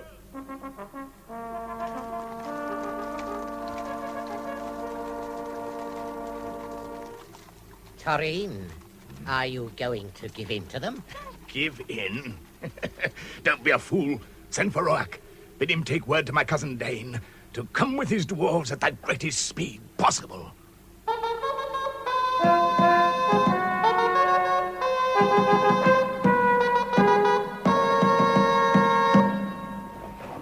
Mr. Bard, Your Majesty. What is it, Bilbo? An army of dwarves is approaching. Thank you, Bilbo. My Lord King, it is surely Dane and his dwarves. They must have marched double-paced through the night. Warned by Thorin, somehow, I do not doubt. Yes, as I thought. Dane approaches. Let the mighty dwarf pass. Hail!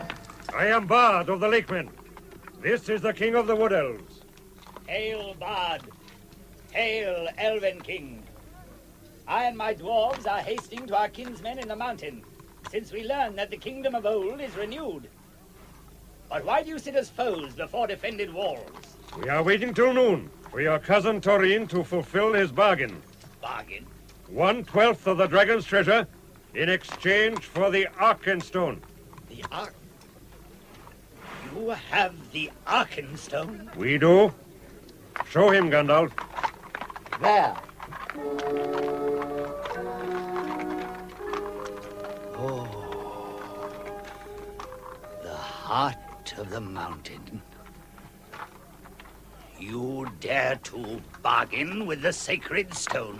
To avoid battle, I do so bargain. I ask for passage for my dwarves through your army.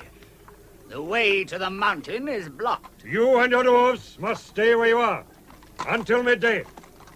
We shall see. Come, dwarf! Oh dear, he's very angry. The treasure will be claiming more lives today. Do you think he means to fight us? He is even now giving the signal for the dwarves to attack. Men and elves, to your posts! Dwarves, to the attack!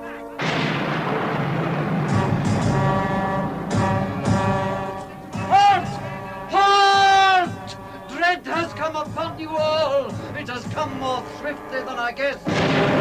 See! To the north! That great black cloud! That's like a sea of locusts. They fly above an army. The army of Bolg.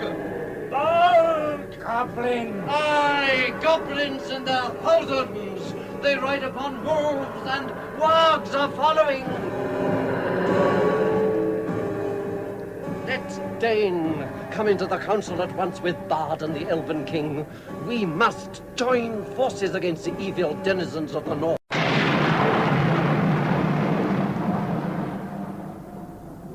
Upon victory depends not just the treasure, not only our lives, but the whole future and well-being of Middle-earth. To your post!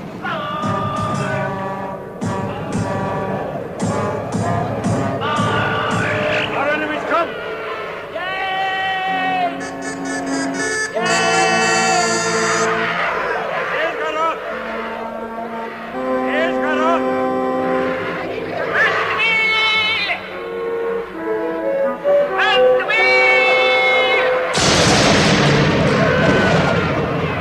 So began the battle of the five armies.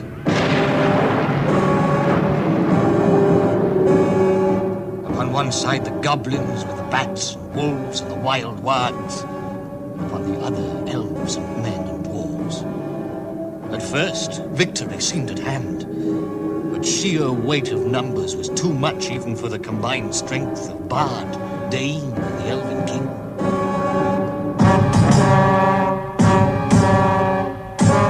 Slowly, they were driven back. Gandalf! Gandalf, look! It's Thorin! He and his dwarves have climbed down the barricades. To me, elves and men! To me, all my kinsfolk! Thorin! Arrakazan! Remember the mines of Moria!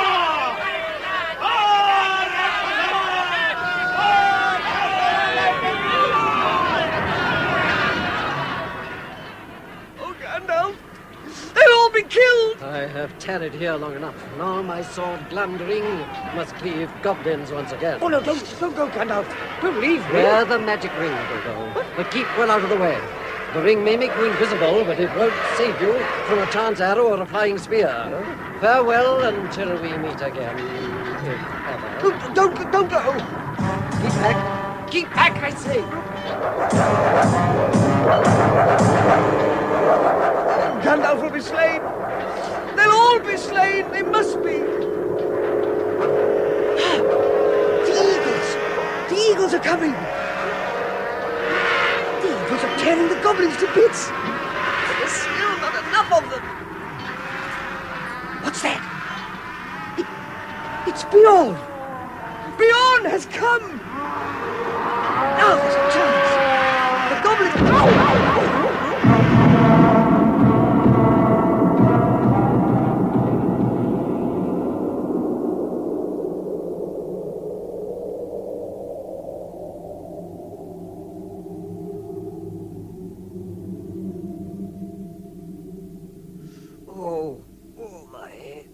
Who's that? Oh, Bilbo Baggins, B-A-W... Ooh. It is well that I found you. Are you much hurt? I've a nasty knock on the head, I think. I will carry you down to the camp in the valley. Oh, that's very kind of you. You are needed. The day is won, but Keely and Feely are dead, and Toreen is grievously wounded. Toreen? He asked for you. Come on. Thank you.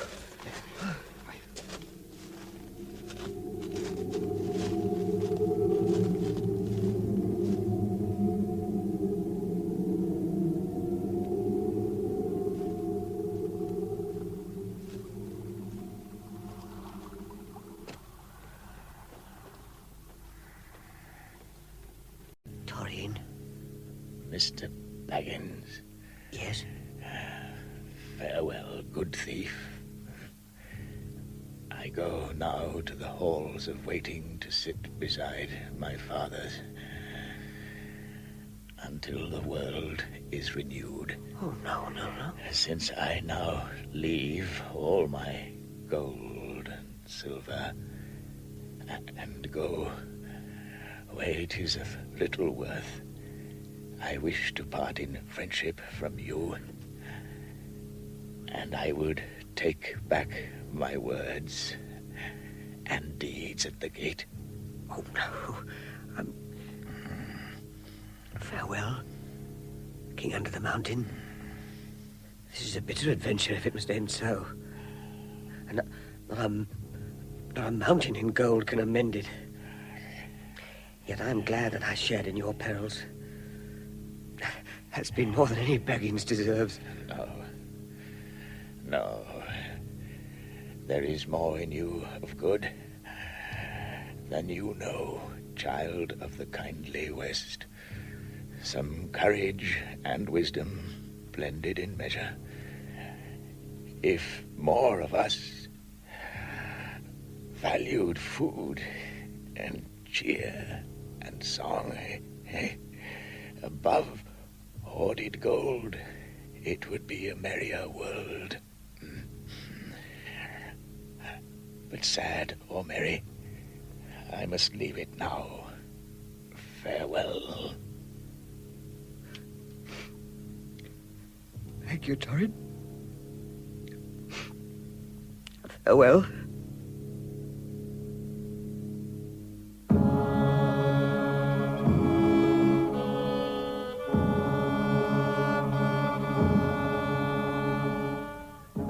As I assume my cousin's throne, I now assume his obligations.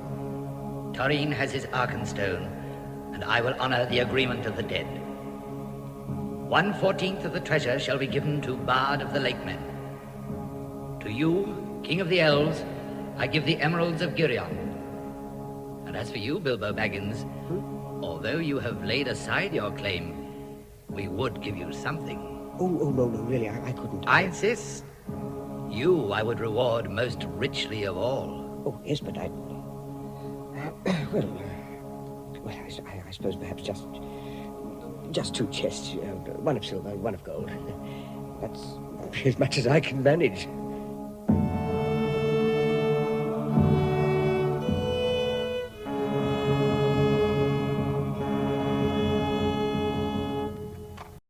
Come, Bilbo, all is ready. Farewell, Balin. Farewell, Bilbo. And farewell, Dwalin.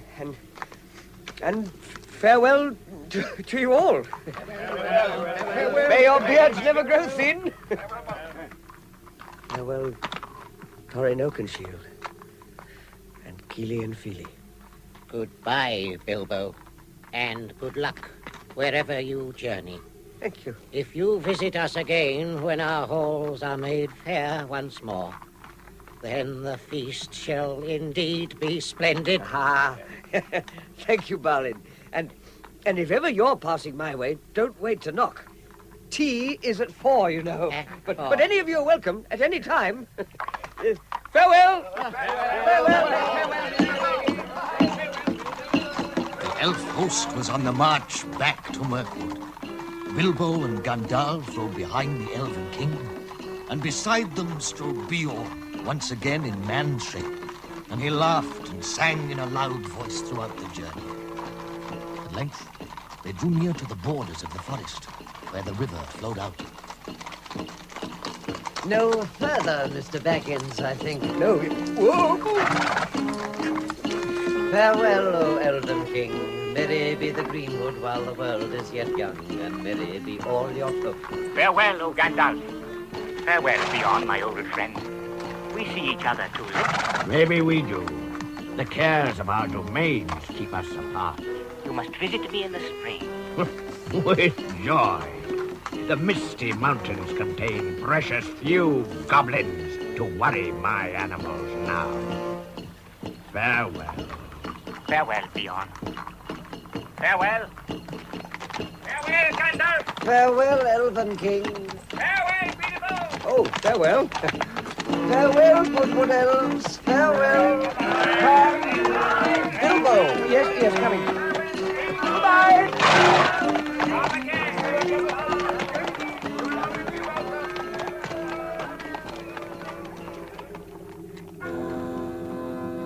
By midwinter, Gandalf and Bilbo had come all the way back, along the edges of the forest, to Beorn's house, where they stayed for Yuletide, and indeed for many weeks after.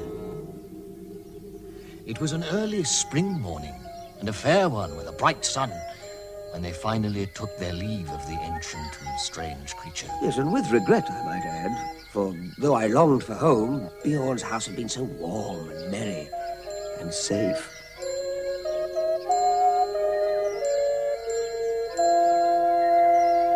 It was on May the 1st that the two came at last to the brink of the valley of Rivendell. The High Elves came out to greet them and led them across the water to the house of Elrond.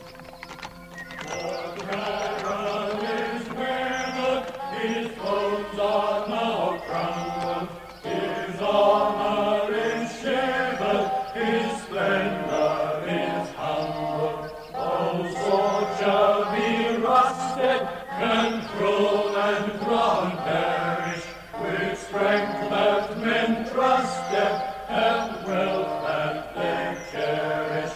Yet grass is still growing, and leaves are yet swinging, the white water flowing, and elves are yet singing. Welcome, Gandalf the Grey. And welcome, Bilbo Baggins. The burglar, I believe. Yes, thank you, Elrond. There are many eager ears waiting to hear of your adventures. Well, But first, I have news for you. The necromancer has at last been driven from his hold in the south of Mirkwood. By the wizards and masters of law. The same. You knew of this? Let us say I had a hand in the happenings in the south. Ere long now, the forest will grow somewhat more wholesome. The north will also be free from horror for many long years, I hope. Yet I wish the necromancer were banished from the world altogether. It would be well indeed. But I fear that will not come about in this age of the world, or for many after. Now for your tale. Yes. And miss nothing out in the telling, mind. No. Well, it all began nearly a year ago when I called on Mr. Baggins here one tea time with 13 dwarves led by Thorin Oakenshield. I may say that the Hobbit wasn't at all pleased to see us. Well, I mean to say, they just... You weren't.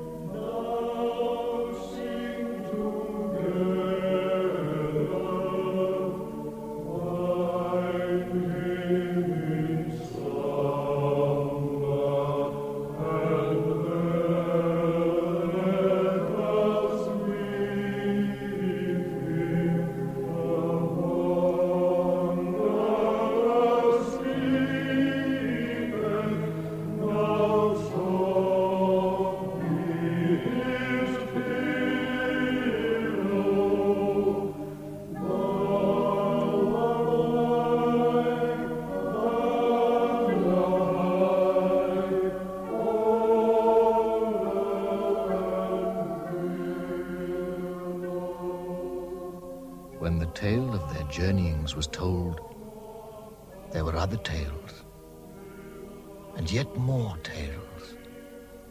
Tales of long ago, and tales of new things, and tales of no time at all.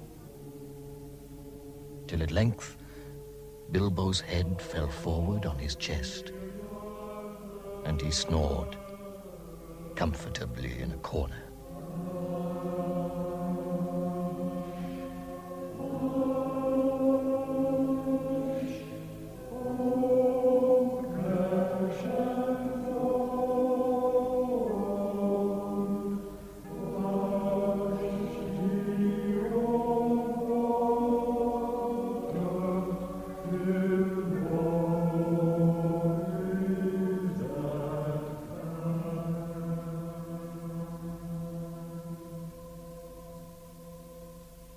Weariness fell from me in that place, and I had many a merry jest and dance early and late with the high elves of the valley. Yet even Elrond's house could not long delay me now, and I thought always of my own home. After a week, therefore, Bilbo said goodbye to Elrond and rode away with Gandalf, the elves' songs and light voices following them on the morning breeze.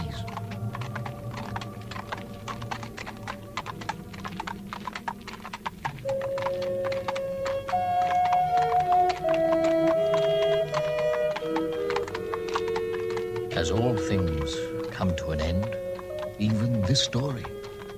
The day came at last when the travelers were in sight of the country where Bilbo had been born and bred, where the shapes of the land and of the trees were as well known to him as his hands and toes.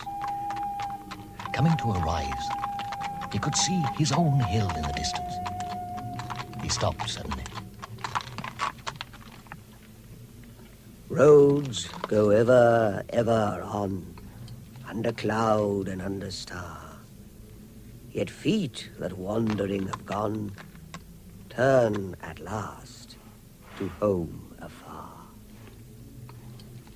Eyes that fire and sword have seen, and horror in the halls of stone, look at last on meadows green, and trees and hills they long have known.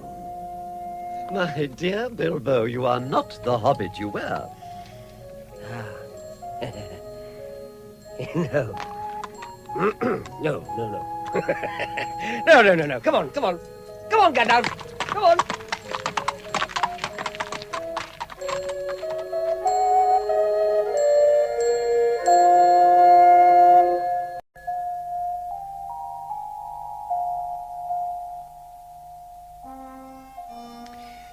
One autumn evening, some years afterwards, Bilbo was sitting in his study, writing his memoirs.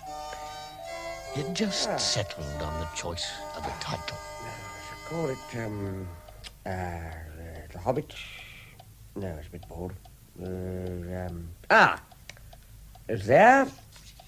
and back again. A Hobbit's holiday. Holiday? What a holiday. No? Oh, I wonder who that can be. Oh, good gracious me. Oh, dear. Which of Lobelia? I wonder if I ought to put my ring on.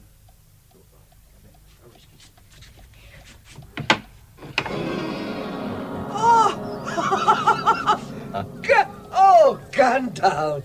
Oh, good to see you. Come on in, come on. Thank you, Bilbo. I've brought an old friend to see you.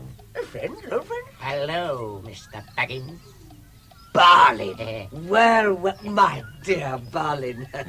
Come on, both of you. Come in.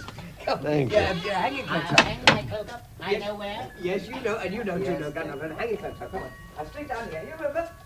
You know where to go. Very well. Oh. Well. What? You look here, by the fire. Yeah. That's it. Sit yourselves down. Go on. Just make yourselves comfortable. Thank you. The kettle won't be long, and we'll all have a nice cup of tea. And a slice of seed cake, eh? Fill your pipes, gentlemen. Thank you, Bilbo. You are quite well. Your waistcoat is a little more expensive. What? Oh, yes, I'm afraid so. Yes, well, your beard is several inches longer, isn't it? Yes. Now, tell me, how are things going in the land of the mountain? I think of you all so often. I am happy to say that things are going very well. Good. The lakemen have rebuilt Dale, the valley is rich and fertile, and the desolation is now filled with birds and blossom in spring and feasting in autumn. Much wealth goes up and down the running river and the lake. And there is the greatest of friendship between men and dwarves and the wood elves. Wonderful.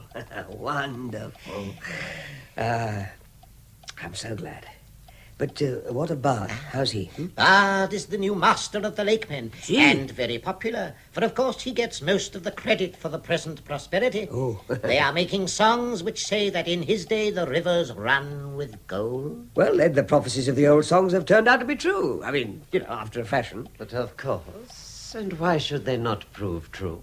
Well, I mean, you don't really suppose, do you, that all your adventures and escapes were managed by mere luck? Just for your sole benefit. No, but I mean... You're a very fine person, Mr. Baggins, and I am very fond of you. But you are only a little fellow in a wide world, after all. Thank goodness, eh? There's the kettle. Come along, I'll make the tea. Gandalf, Bilbo appears to writing. Writing? Yes. Tea, cake on the left. Hobbit and Bud on the right. Well, he would never get the publisher. And Bilbo took to writing poetry and visiting the High Elves. And though many shook their heads and said, "Poor old Baggins," and though few believed any of his tales, he remained very happy to the end of his days. And these were extraordinarily long. We